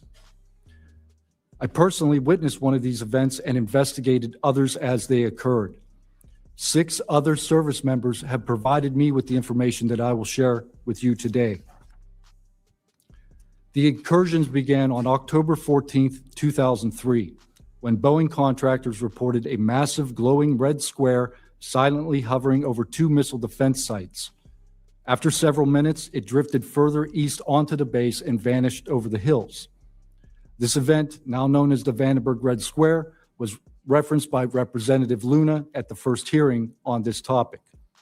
Official Air Force records of this event are in possession by Aero and the FBI. Later that night, while I was on duty, security guards at a critical launch site reported a bright, fast-moving object over the ocean. I responded to the incident. Chaos ensued over the radio as the object approached rapidly. I heard my friends screaming, "It's coming right at us, it's coming right for us, and now it's right here." Moments later, I heard them say that it had shot off and was gone. When I arrived on scene, I talked to 5 shaken witnesses who described a massive triangular craft larger than a football field that hovered silently for about 45 seconds over their entry control point before shooting away at impossible speed. About a week later, another patrol reported a light over the ocean behaving erratically. Believing it might be an unannounced aircraft, they declared an emergency, and an armed response force responded. You know what? Shout out to y'all. Let me let him read this in its entirety, because this only gives you a couple of minutes. But what I have, gives you his whole testimony, as well as a couple of others who testified on this whole situation. So let's start here. Silently floating over the installation. He watched it for a few minutes. It traveled west and disappeared into the night. And then I had my own encounter, again in 2005. I was off duty, sitting in my backyard with 2 other police officers, when we noticed what first appeared to be a satellite in orbit, but it wasn't acting like a satellite. The light was strange, it was pulsing, and then it started to maneuver. It dropped in elevation. At times it would vanish from view and reappear in a different location in the sky. And eventually it reappeared 200 feet over my house. It was a 30-foot diameter sphere of light.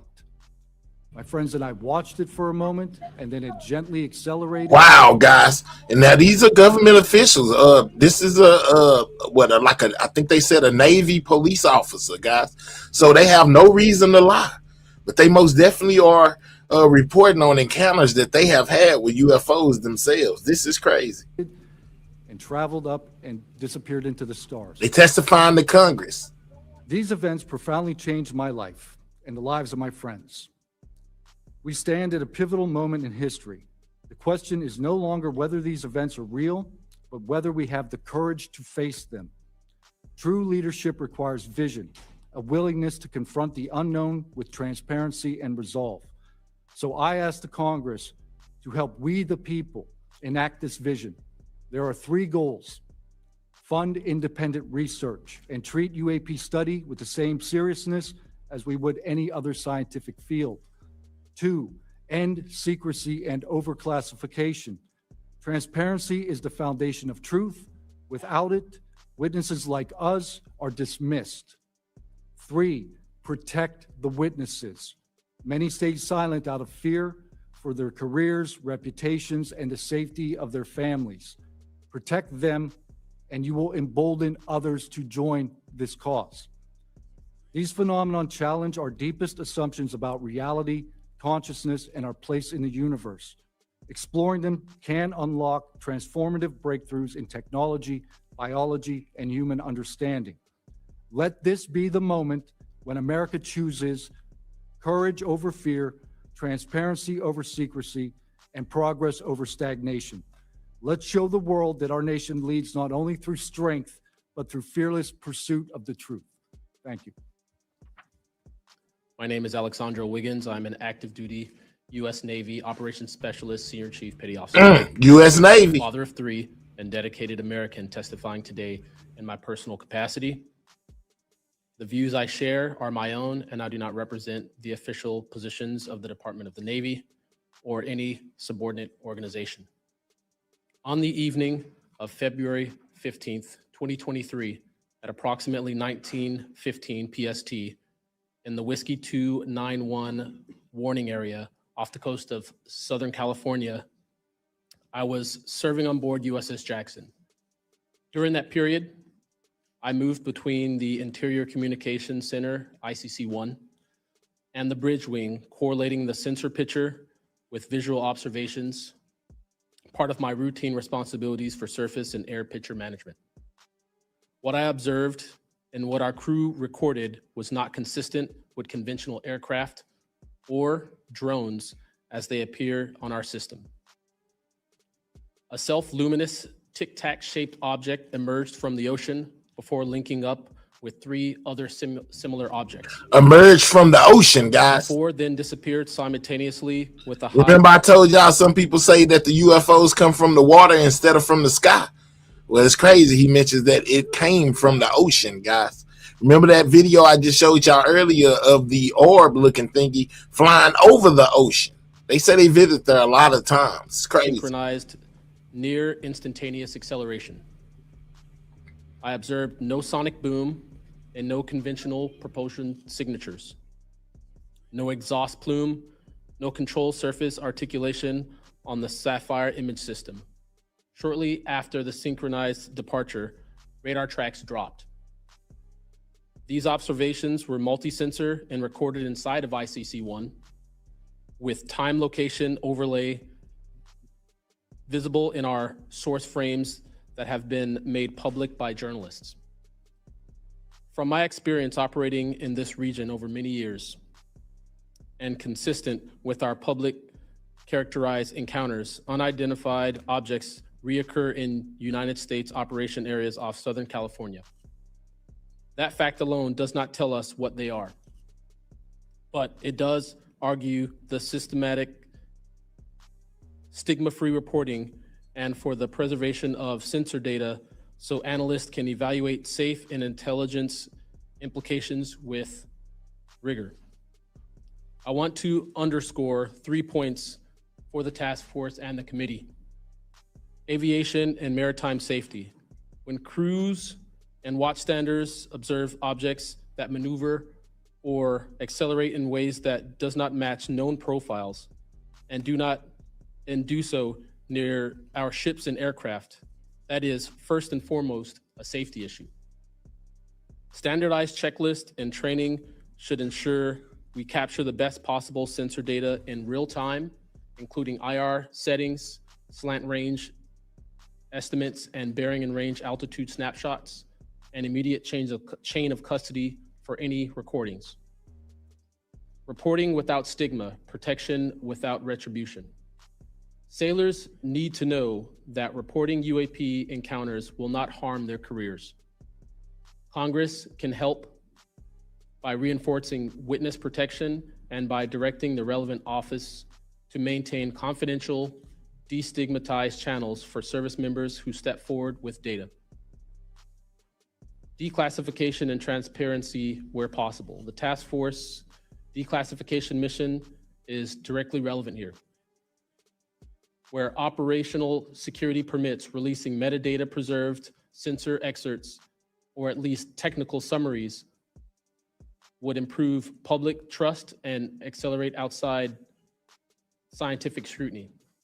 That includes, when feasible, the time geo-reference IR frames and radar parameters needed for independent analysis. To be clear, I am not here to make claims beyond my lane. I am here to provide a firsthand account of what I saw, what our systems recorded, and why it matters for safety, for intelligence, and public confidence. My request to you is practical. Help us capture, protect, fairly evaluate the evidence, and provide a safe pathway for those in uniform to report it. In closing, I want to thank the committee and the task force for holding this hearing and for placing this discussion in a forum where evidence can be examined carefully and openly. I appreciate your attention and stand ready to answer your questions. Thank you. I'm George Knapp, Chief Investigative Reporter at KLES TV in Las Vegas. I began my pursuit of this weird mystery way back in 1987. And for 38 years, I've always approached this as a news story. It's not a matter of faith or belief. To me, it's a story, and it's an important one. I'm proud to be here alongside these witnesses today, men who have seen strange things and stepped forward to tell the world about it. Whistleblowers and witnesses who step up are routinely insulted, belittled, or worse. They risk their reputations, their careers, their clearances, their livelihoods, and sometimes much more than that, even their freedom. I know that one of the goals of the task force here is to figure out ways to protect whistleblowers and witnesses. And it's a tall order because so many of the things that happen to witnesses like these are extra legal. They're carried out by persons unknown, as Mr. Dave Grush, sitting up at the top of the room, knows all too well, including events in recent days that have happened to him. I want to share a couple of things that I've learned along the way on this long journey, and I submitted most of that in written form because I estimate that my statement here today would take about 4.5 hours. So I'm going to try to jump over and touch on the more important salient points.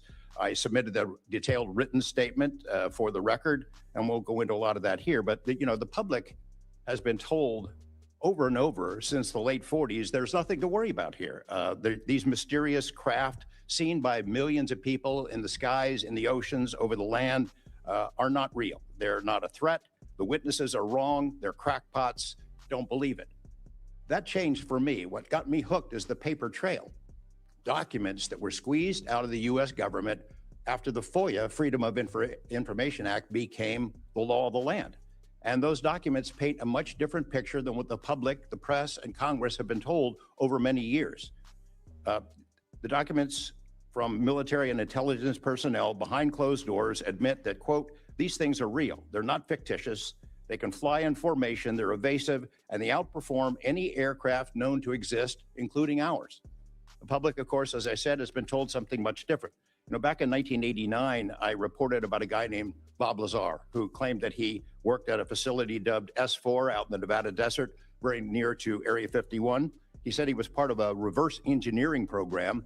He said there are alien craft that will be taken apart to figure out how they operated out there. And that was a pretty tall order. I had clearly taken a dive into the deep end of the pool there. But in the years since then, I've interviewed dozens of other people, and I've detailed what their testimony has been in the written statement. They include Senator Harry Reid, Senator Howard Cannon, also of Nevada, a guy named Al O'Donnell, who was the first general manager of EG&G in Nevada, which managed the Nevada test site, which blew up hundreds of nuclear weapons. There's a guy named Dr. James Lukatsky, who was a career scientist with the Defense Intelligence Agency, who was the guy who initiated a program called OSAP, Advanced Aerospace Weapons Systems Application Program, which is, as far as we know, the largest acknowledged UFO program ever funded by the U.S. government, which put together an amazing pile of information that members of this committee and the world, most of which they have never seen. The DIA still hasn't released 95% of what was prepared by that program at a cost of millions and millions of dollars. The one name I do want to bring up in this session, though, is Robert Bigelow. So looking into the idea of crash retrievals and reverse engineering, while OSAP, that program, was active, the DIA's contractor, Robert Bigelow of Las Vegas, made a bold attempt to acquire physical proof of UFO crashes. It's been widely reported and suspected that Lockheed Martin is one of the contractors, the defense contractors, that has held this stuff, stored it away in secrecy, and tried to figure out how it works. I have confirmed on the record that Robert Bigelow and a trusted colleague from OSAP met with and negotiated with senior executives at Lockheed Martin and hammered out a deal wherein Bigelow's company, Bass, would receive a quantity of unusual material that had been stashed away and protected at a facility in California. That material was not made here. I want to move on now to the Russia files, because that was going to be sort of the central impetus of what I was going to talk to you about today. Back in the early 90s, I got into Russia, met with a number of their defense officials, Ministry of Defense and others, who confirmed for me that Russia had been doing the same thing the United States had been doing, that is, secretly studying UFOs while publicly saying something completely different. The documents and interviews that I obtained and have now shared with this task force show that the USSR launched what is almost certainly the largest UFO UAP investigation in the world.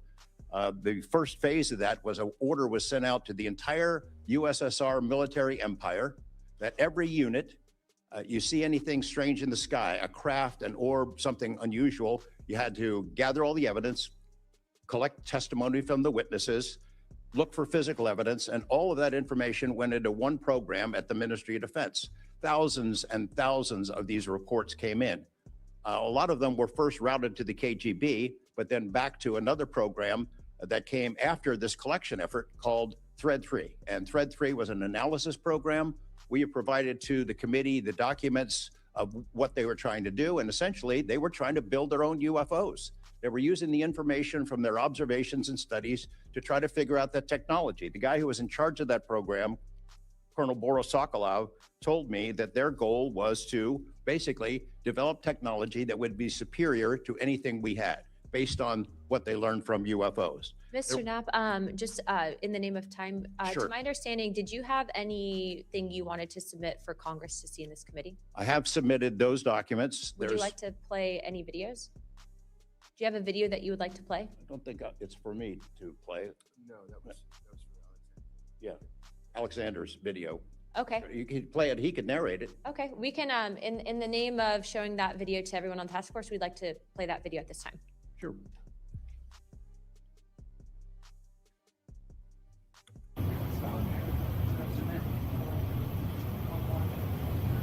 So this could be video of a UFO, guys, here that they are playing in front of Congress.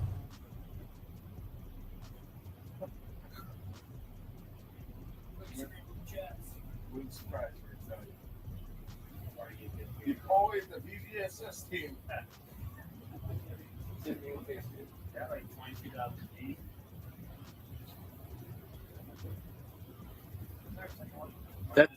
That took off earlier.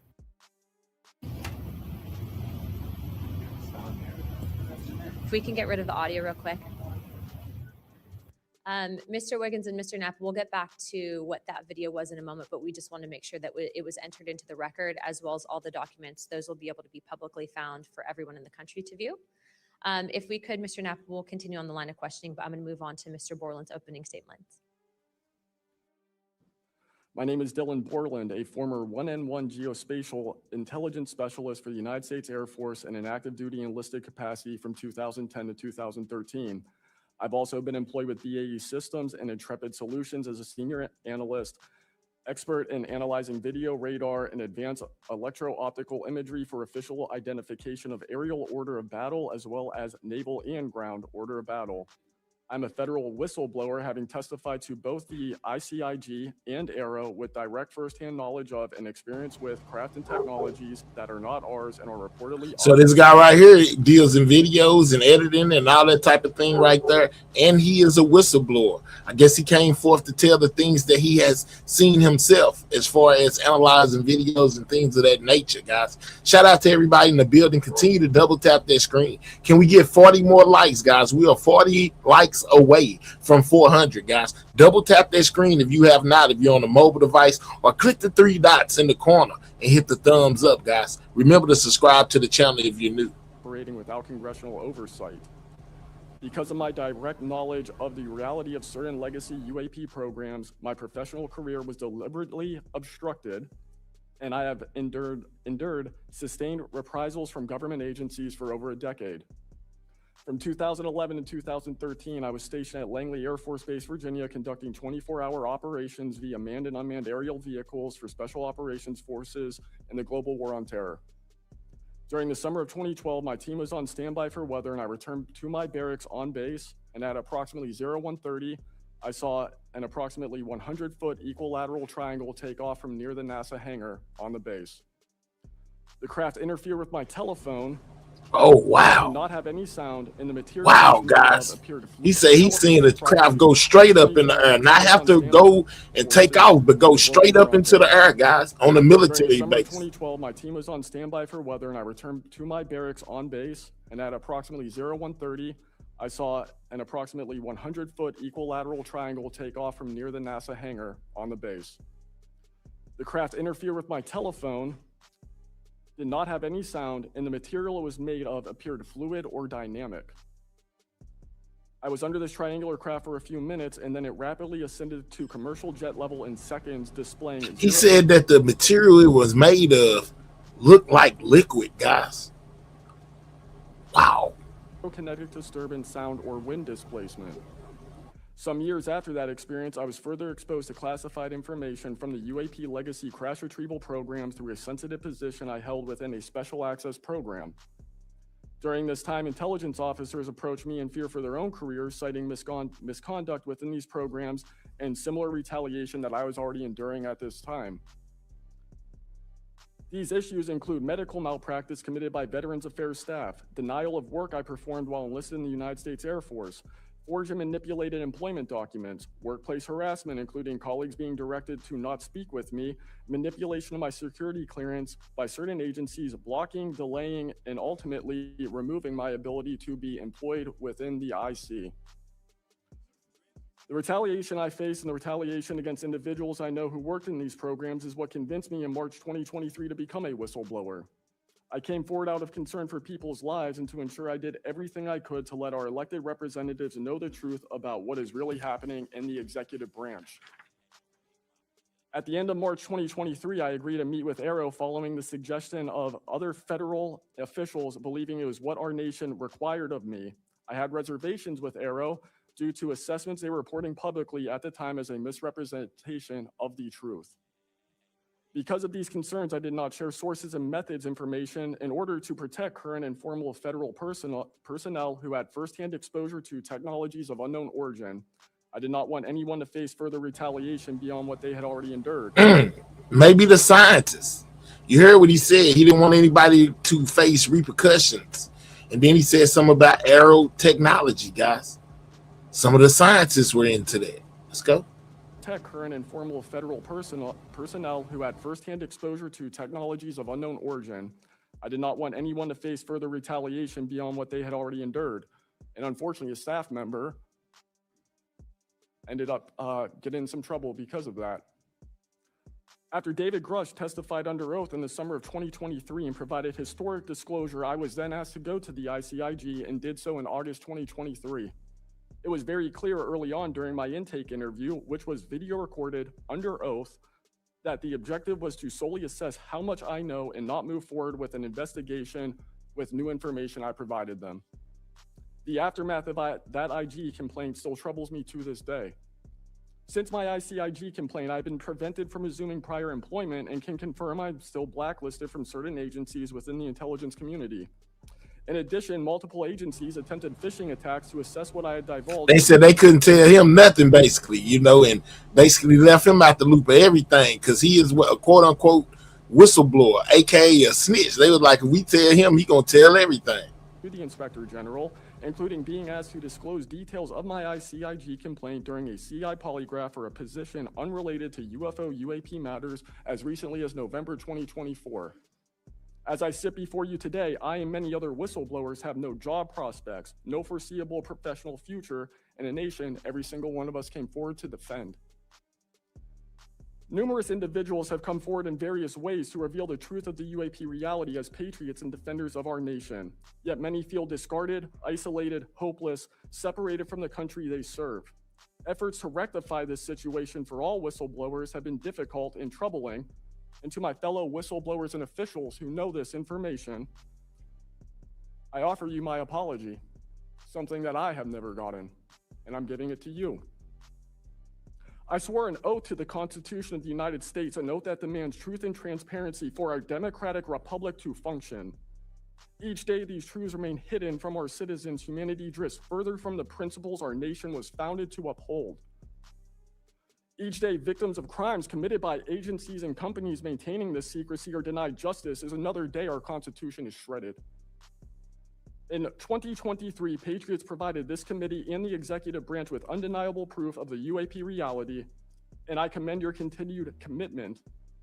The future of humanity is one which we either travel to the stars or regress to the Stone Age with this technology. My career has been to deliver critical information to decision makers.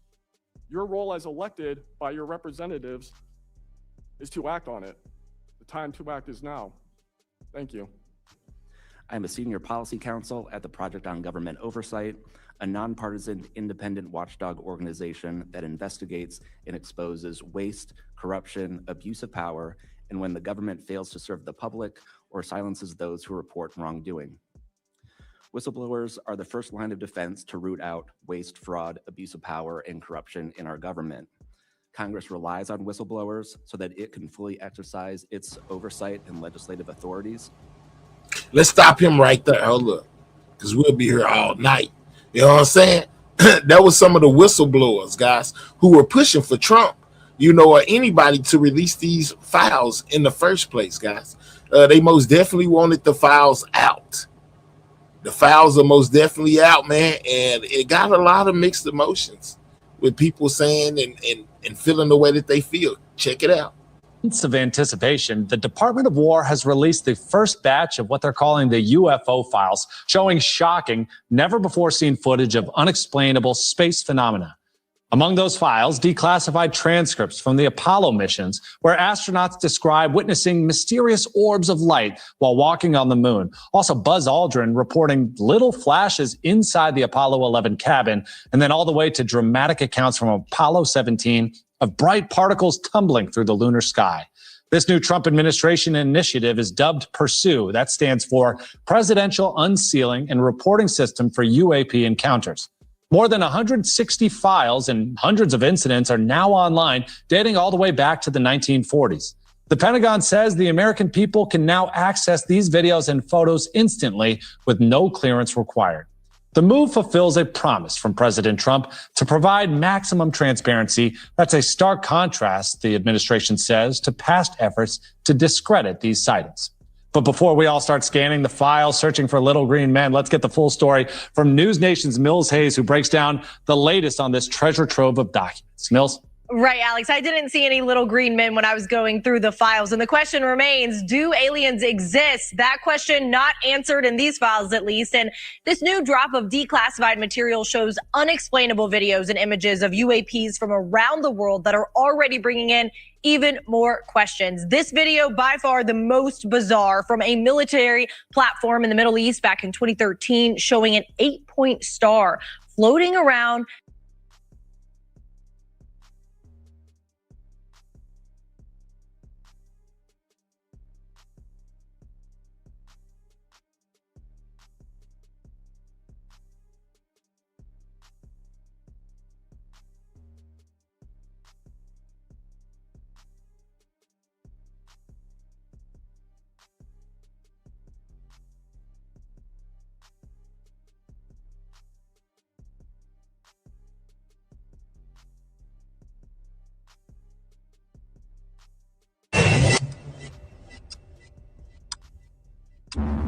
This is a rendition of what that thing could have really looked like.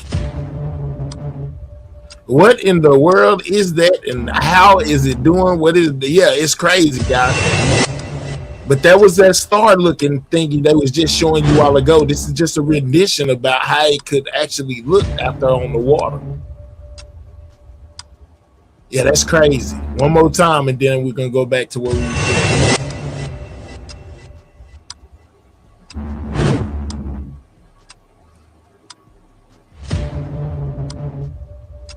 All right, I just wanted y'all to see that. Okay, so let's go back. That's what they said, that this object could have looked like in real time. This star-looking thing right here. And leaving a trail of light behind. Other more recent videos show missile-like objects shooting through the sky in the Middle East in 2022 and 2023 and 2024 over in Japan and the Indo-Pacific. Those videos show larger UAPs emitting lights. And then reports describe that UAPs traveled close to the ocean surface in Greece, taking 90-degree turns at 80 miles per hour, something human technology is not capable of yet. But the documents date all the way back to the 1940s, showing newspaper clippings of UFO sightings and letters to the FBI director at the time, J. Edgar Hoover. And in a 1966 letter, a Virginia police chief of over 20 years asked Hoover to take action, saying that he personally saw flying saucer-like UFOs. And on the first crewed mission to the moon, astronaut Buzz Aldrin described seeing a fairly bright light source aboard the Apollo 11 and little flashes inside the cabin there. NASA images from Apollo 12 and 17 missions show unidentified phenomena emitting light seen above the horizon of the moon. And we did speak with a researcher who says that there is likely more we don't know. Because from former congressional testimony, we know that we're in possession of recovered craft. And I know this also from people who have been in those programs and I trust and have talked to. Is he going to admit to that? I'm not so sure. But the fact that the data is coming out, I think, is really important. That researcher saying that President Trump will likely be facing more questions about some of what these files have released. And there is more coming out next week, 46 more declassified UAP videos that the House Oversight Committee requested. Those are coming out next week, and they are likely to be the most revealing so far, Alex. I know that there are so many people that just can't wait for that to happen. Mills Hayes, thank you very much for the latest reporting there. We're bringing in News Nation special correspondent and host of Reality Check, of course, Ross Coulthart tonight. Ross, it's always so wonderful to see you, and there is so much to comb through already. More than 162 files released. We see videos, photos, sound transcripts as well. What is standing out to you? Good evening, Natasha. Look, for me, I think the most exciting stuff is actually things that have come before. It's the NASA imagery, the acknowledgement by the Department of War, which is new, that these objects, these blue dots seen over the lunar surface on multiple missions, including Apollo 12 and Apollo 17, they are potentially, according to the Department of War, in a new finding, physical objects. I think that's an astonishing admission by the Pentagon. It implies physical objects, guys. Physical. I suspect intelligently controlled, based on the conversations I've had with people who know a lot more about these objects, something physical was hovering over the Apollo lunar missions. I've been told by people who knew Edgar Mitchell, the Apollo 14 lunar module pilot, very well, that Edgar confessed privately that he'd seen these blue objects with his own eyes. So we can rule them out as lens flares or artifacts of the camera. That's not going to explain what we see here. There is definitely something anomalous that was seen on the lunar surface. And then I guess some of the other imagery which shows dots, orbs, moving in anomalous ways across the screen. There's one in particular, I can't remember the exact video number, but it shows the object maneuvering, doing left-hand turns instantaneously. Those are movements that conform to what we call the 5 observables, measures that we use to assess something as anomalous. I do think, though, the best is yet to come, Natasha. We're told this is only the beginning. Yeah, any idea when the next drop will be and what we can expect next? I think it might come as early as the end of this week. We might see another drop this coming Friday, as happened last week. I'm certainly told that there are the 46 videos that have been requested by Representative Anna Paulina and the members of the UAP caucus. They've been demanding access to videos that the Pentagon's been sitting on for some time that have been described to us by multiple sources and multiple witnesses. All of the sources tell us that in some cases, these are extraordinarily clear images, 4K quality imagery, for example, of an object moving very fast underwater, far beyond known human technology capabilities.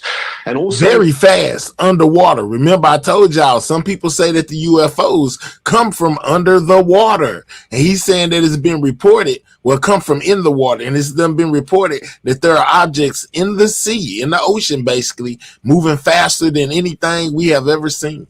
There are space shuttle images. I'm told that some of the imagery includes images taken from some of the STS space shuttle missions that feature objects that have never been properly explained, which I have to say, Natasha, really does beg the question. If NASA did its inquiry into UAPs, why did it limit in its terms of reference to terrestrial or aerial phenomena on planet Earth? Why did it constrain its terms of reference to stop effectively an investigation of probably the more interesting anomalies, objects that have been filmed or photographed in lunar orbit or in orbit around the Earth? Yes, such good questions. And we know one of the files featured sound from the Gemini mission back in 1965. Astronauts report seeing a mysterious object to mission control. Let's listen to that quickly together. Bogey at 10 o'clock high. This is Houston. Say again, 7? I said we have a bogey at 10 o'clock high. Is that the booster or is that an actual sighting? Oh, what? Say again, 7? So we have several, looks like the 3 up there, actual sighting. It looks like hundreds of little particles going by the west out about 3 to 4 miles. Ross, what are your thoughts after hearing this? Is this significant? I think that the sightings by astronauts of lunar anomalies are the tip of an iceberg of sightings by astronauts going back decades. It's quite clear that there have been images seen by astronauts over many, many decades. Edgar Mitchell, the Apollo 14 astronaut I mentioned earlier, he admitted that he was told not to talk about what he saw on the surface of the moon. He told this privately to... It's crazy. He should say they was told not to talk about it when some people don't believe that we went to the moon or have ever been to space. You know, it's crazy, guys. It was one of the astronauts that came out and basically said we have never been to space, and people run with that. But hey, it's most definitely been reported that there are physical objects that were floating around the moon at the time that they went there, and it's coming out in the files, guys. Friends of his who've spoken to me, he was told it was treason. It was a breach of his security oath to talk about what he saw. I'm not suggesting that NASA specifically is involved in a cover-up, but somebody is, Natasha. Somebody is holding back. News Nation special correspondent, host of Reality Check, Ross Coulthard. Thank you so much, as always. For more, let's welcome in renowned theoretical physicist, Harvard professor, and head of the Galileo Project, Avi Loeb. Avi, thank you so much for taking the time tonight. Thanks for having me. Mills just laid it all out. More than 162 files released. That includes videos, photos, sound, transcripts. I know personally, and I'm a professional reporter, it was overwhelming to me. I can't imagine what it's like for the rest of the public. But what about you, who has that experience and has that knowledge? What really stood out to you from what was released? Well, I felt like a kid in a candy store in a way, because there are lots of intriguing pieces of information there, dating all the way back to a letter in 1947 to the U.S. Air Force Chief of Staff talking about flying discs. But the actual imagery, part of the information there was redacted, as you can see on the screen right now. And therefore, when I discussed it with my research team of the Galileo Project on Friday, it was difficult to assess what the camera is doing, what is it attached to, how fast the object is moving. These are details that are required in order to ascertain whether the object is moving in a way that it cannot be consistent with human-made technologies. Moreover, the Apollo images that we're looking at, they could be a result of flashes of light from impacts on the surface of the moon by asteroids. In fact, the Artemis 2 astronauts did notice 6 such flashes. Or what we are seeing may be some artifacts of the reflection in the optics of the camera. What's clear is that the Artemis 2 crew took thousands of photographs and didn't find any lights orbiting the moon right now. So I would not take too seriously the moon shots that we have. But altogether, this is the first step, and presumably in the coming weeks and months, we'll get the more interesting data, because that requires more layers of bureaucracy for it to be declassified. Yeah. And I very much salute President Trump for releasing these files. Yeah, that's what I'm hearing from everyone I'm talking to. More than anything, just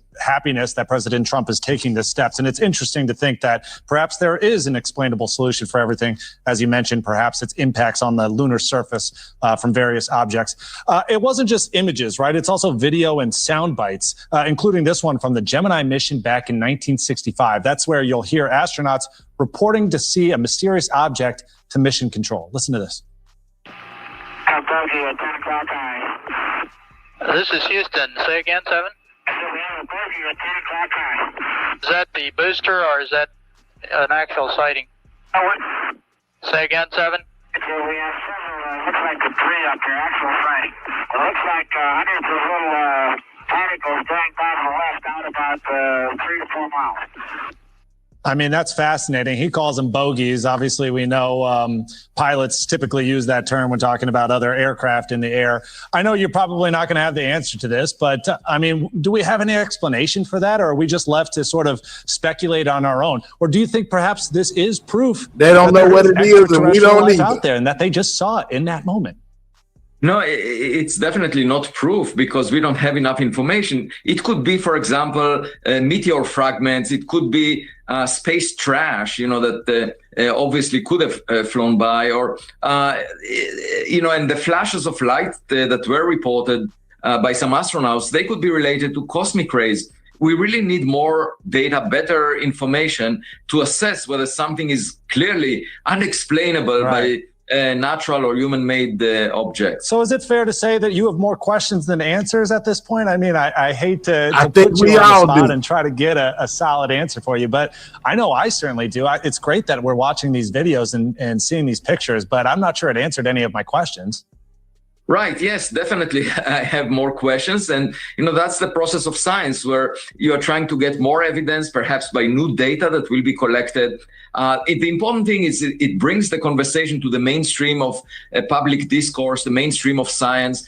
And now we have data that we can look into and also in the future, and then try to assess what the data means. And, that is the best approach to do it, because it's not a matter of opinion or it's not a philosophical question. It's just a question of good enough data to demonstrate that we're looking at something beyond this earth.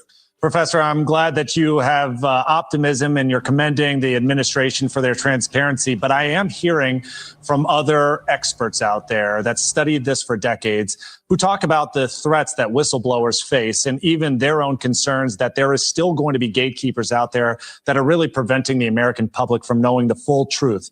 Thankfully, we have an administration that's promising it, but maybe even they're being held back from the truth.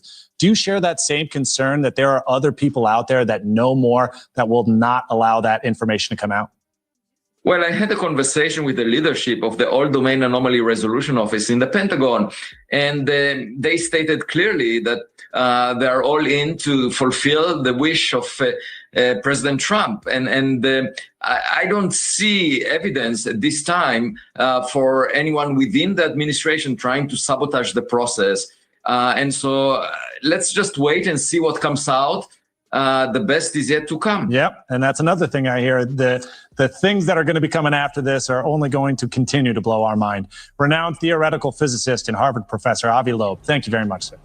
Blow our mind, huh? What's coming up next will blow our mind. My mind blown already, guys. I'm like, wow, man. They finally, kind of admitting that it's something out there, guys. They ain't just said it, but they most definitely is putting forth. It's something out there, and they don't even know what it is. Let's go. Released another batch of never-before-seen files on UFOs. This is all part of President Trump's efforts to increase transparency on government knowledge of possible extraterrestrial activity. The release includes dozens of documents, videos, and several audio files of NASA pilots reporting mysterious objects. So I want to bring in Gary Nolan, a professor in the Department of Pathology at Stanford University School of Medicine. Professor Nolan, thank you for being with us. I have to tell you, you may have one of the most extraordinary resumes I've ever seen. You hold 50 U.S. patents, honored as one of the top 25 inventors at Stanford. Many of your innovations in biotech focused on cancer research, Ebola, the immune system, to leave out some of the others. So what does this have to do with UFOs? I have to say that you also have a study focused on how UFOs impact a person's brain. Can you explain this study for us? So this really gets back to how I got brought into it. Basically, one day the government showed up at my office asking for help with about 100 or so diplomats and/or military personnel who'd been harmed. As it turned out, after a few years of analysis, these were some of the first of the so-called Havana syndrome patients. So they'd come to me because of the immunology that I have done, and a invention that was co-developed in my laboratory that was the deepest blood profiling. And they were looking to do blood profiling as follow-up medical analysis of these individuals. So that got me involved, but what was interesting was not all of those patients that they brought to me were Havana syndrome. A few of them claimed, at least alleged, that the damage that had been done to them, the scarring that had happened on their body or inside their brains or inside their body, was due to proximity to alleged UAP. So as I didn't necessarily just walk away from this, because who couldn't be interested in something like this, I started getting more and more involved in being brought in and introduced to more and more people about the subject matter. And my main interest is just bringing a science-based inquiry to this. It's look at the data. People so often use the word, there's no evidence. That's just a misunderstanding of the word evidence. Evidence, like in a courtroom, is data contextualized around an idea. Is the person guilty or not? Is the evidence enough to convict? What I would say to anybody looking at some of these videos, and thank you very much to President Trump, thank you to Representatives Lunar, Burlinson, Burchett, and many others, Senator Schumer, et cetera, who've been behind the scenes pushing for this. This is evidence. It's not proof yet. It's data that I think anybody who looks at this and sees how these things, some of them seem to be moving, and assuming that the data has been collected correctly, is evidence that is worth answering the question, what are they? Now, what's missing from most of this data, that is, for instance, what seems to be blacked out on most of the videos that are here, is how was the data collected? Where was it collected? When was it collected? Man, that's moving fast. What were the instruments, et cetera? What kind is it? that is moving fast, guys. Whatever that is, and remember, they don't even know what it is. Heat signatures, etc. That's what lets a scientist like me further validate what it is that we're seeing, because it's clearly not seagulls. So, okay, I want to go back to this study, though, because what have you found happens to individuals who claim to have seen or experienced UFOs? Well, some of these individuals, and there's lots of people who claim and allege all kinds of interactions with things, but from the standpoint of I'm not an MD, I'm a PhD, but from the standpoint of what we saw in some of their brains, were what we would think of as white matter disease, basically scarring inside of the body. So it's not like I wouldn't think of it as whatever these phenomena are reaching in and doing something to people's brains specifically. It's more along the lines of, if you walk across an airfield and you get in the exhaust plume of a jet engine, you're going to get hurt. So whatever it is that these objects might be using to move around in the ways that they do, create some sort of local field structure or some sort of, let's call it ionizing radiation, that will burn tissue. No surprise there. So some trauma that occurred in these individuals' brains then. And I'm curious, do you think, I think I got your answer earlier. Do you think it's beneficial then for the American people to see these images and documents, should they stay classified, just purely because of the damage it potentially could do to somebody's brain who may have experienced this? Well, yeah, I think perhaps the instinctive reaction, well, you have two instinctive reactions if something lands on the ground or you see floating around. You might want to move towards it or you run away. And so Miss Pooh Bear, he might need to stop saying he is scientist. Maybe to think about moving towards it, but that would be, of course, modified by my knowledge of what's happened to people who have gotten or alleged to have gotten too close to these objects. I think what it really calls for is, frankly, more data.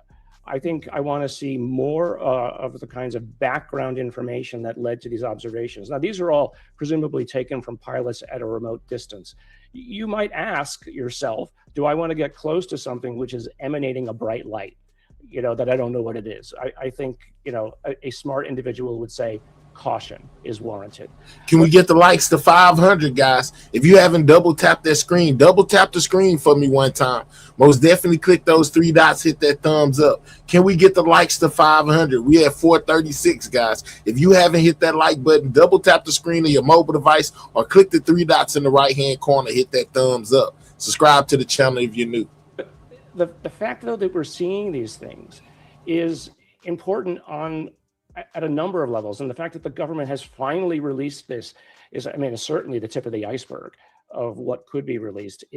There is an opportunity here, at least twofold. One, there's the hope that we're not alone in the universe. That's a hope. I'm alleging that. But two, we're watching potential technology that we don't have. And if we could begin to understand even the remotest piece of that, what we're seeing there, if it's true, is hundreds of technology revolutions ahead of us. Wow. Just look at what a grain of sand did to our civilization. Silicon has changed everything about who and what we are. Imagine what some of those things represent. And if we could get the government to release and have some sort of, let's say, public-private interaction where scientists, academics or otherwise, can be brought in to help understand what this is, we could move forward human technology and civilization to maybe overcome some of our current problems, energy or otherwise. Professor Gary Nolan, thank you so much for being with us.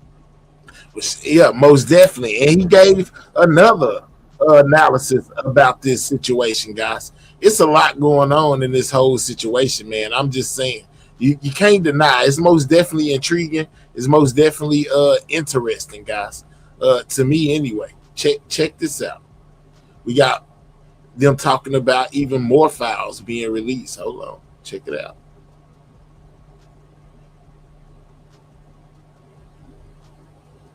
And that's the push for disclosure. Well, today the Pentagon is releasing a new batch of files and videos connected to unidentified anomalous phenomena.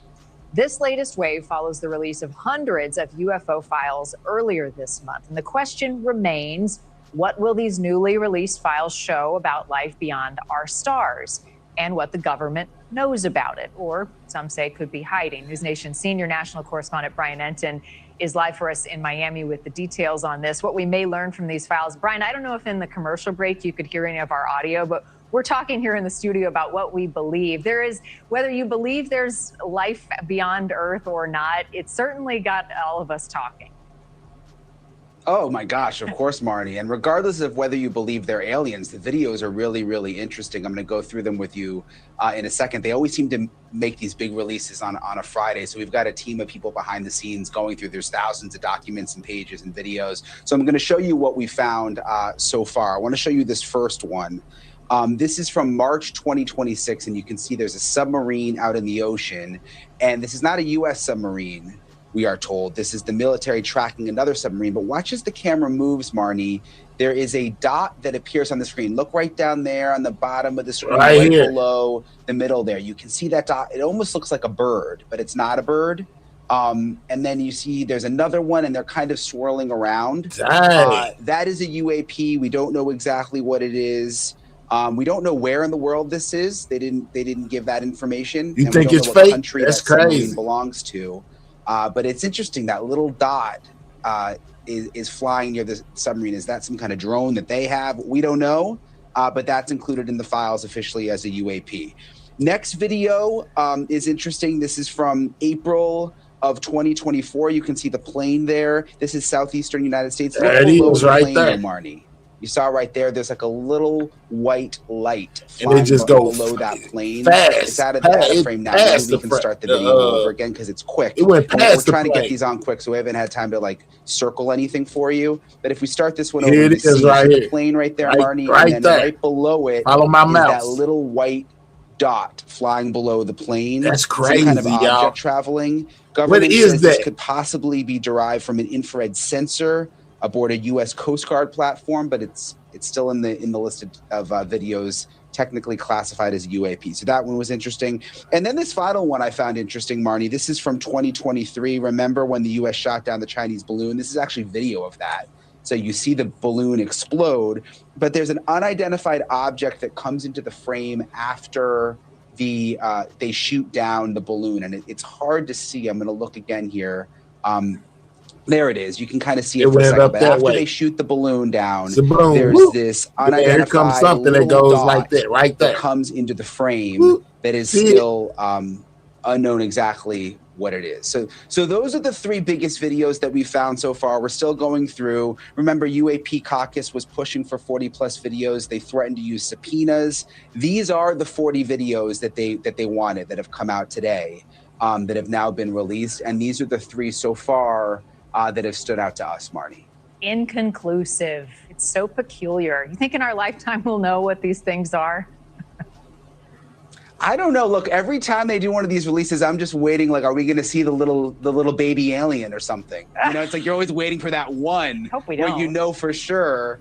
But then every time it's kind of like, well, is it a drone? They still, you really can't tell. A little green guy peeks out of the window and like waves. Yeah. I don't know. I'm not convinced. I need tangible evidence. These videos just raise more questions. But I wish I could have. They I do. should have taken a photo of our studio crew as you went through each of those videos, like glued, like watching. What is it? What is it? All right, Brian. Yeah, I mean, look, it's very mysterious. There's clearly something we don't know about. So Agreed on that. Okay, well, keep looking through them. Give us a shout when you see something else cool that we don't know what it is. Thank you for watching. Shout out to everybody in the building, man. Yeah, man. It's most definitely something going on out there. That's all I can say. I don't know exactly what it is, but it's most definitely going on out there, man. You know, whether you believe in aliens, don't believe in aliens, if you think we're the only ones here, that's completely up to you. I thought I missed your stream earlier. Now, my G, I'm here. We most definitely been running it. You know, but yeah, man, whether you think aliens are real, not real, you know, it's completely up to you guys. But Trump has most definitely released some of the files as of yet. It's been 2 drops. I showed y'all both of them. is most definitely something going on with these missing scientists, guys.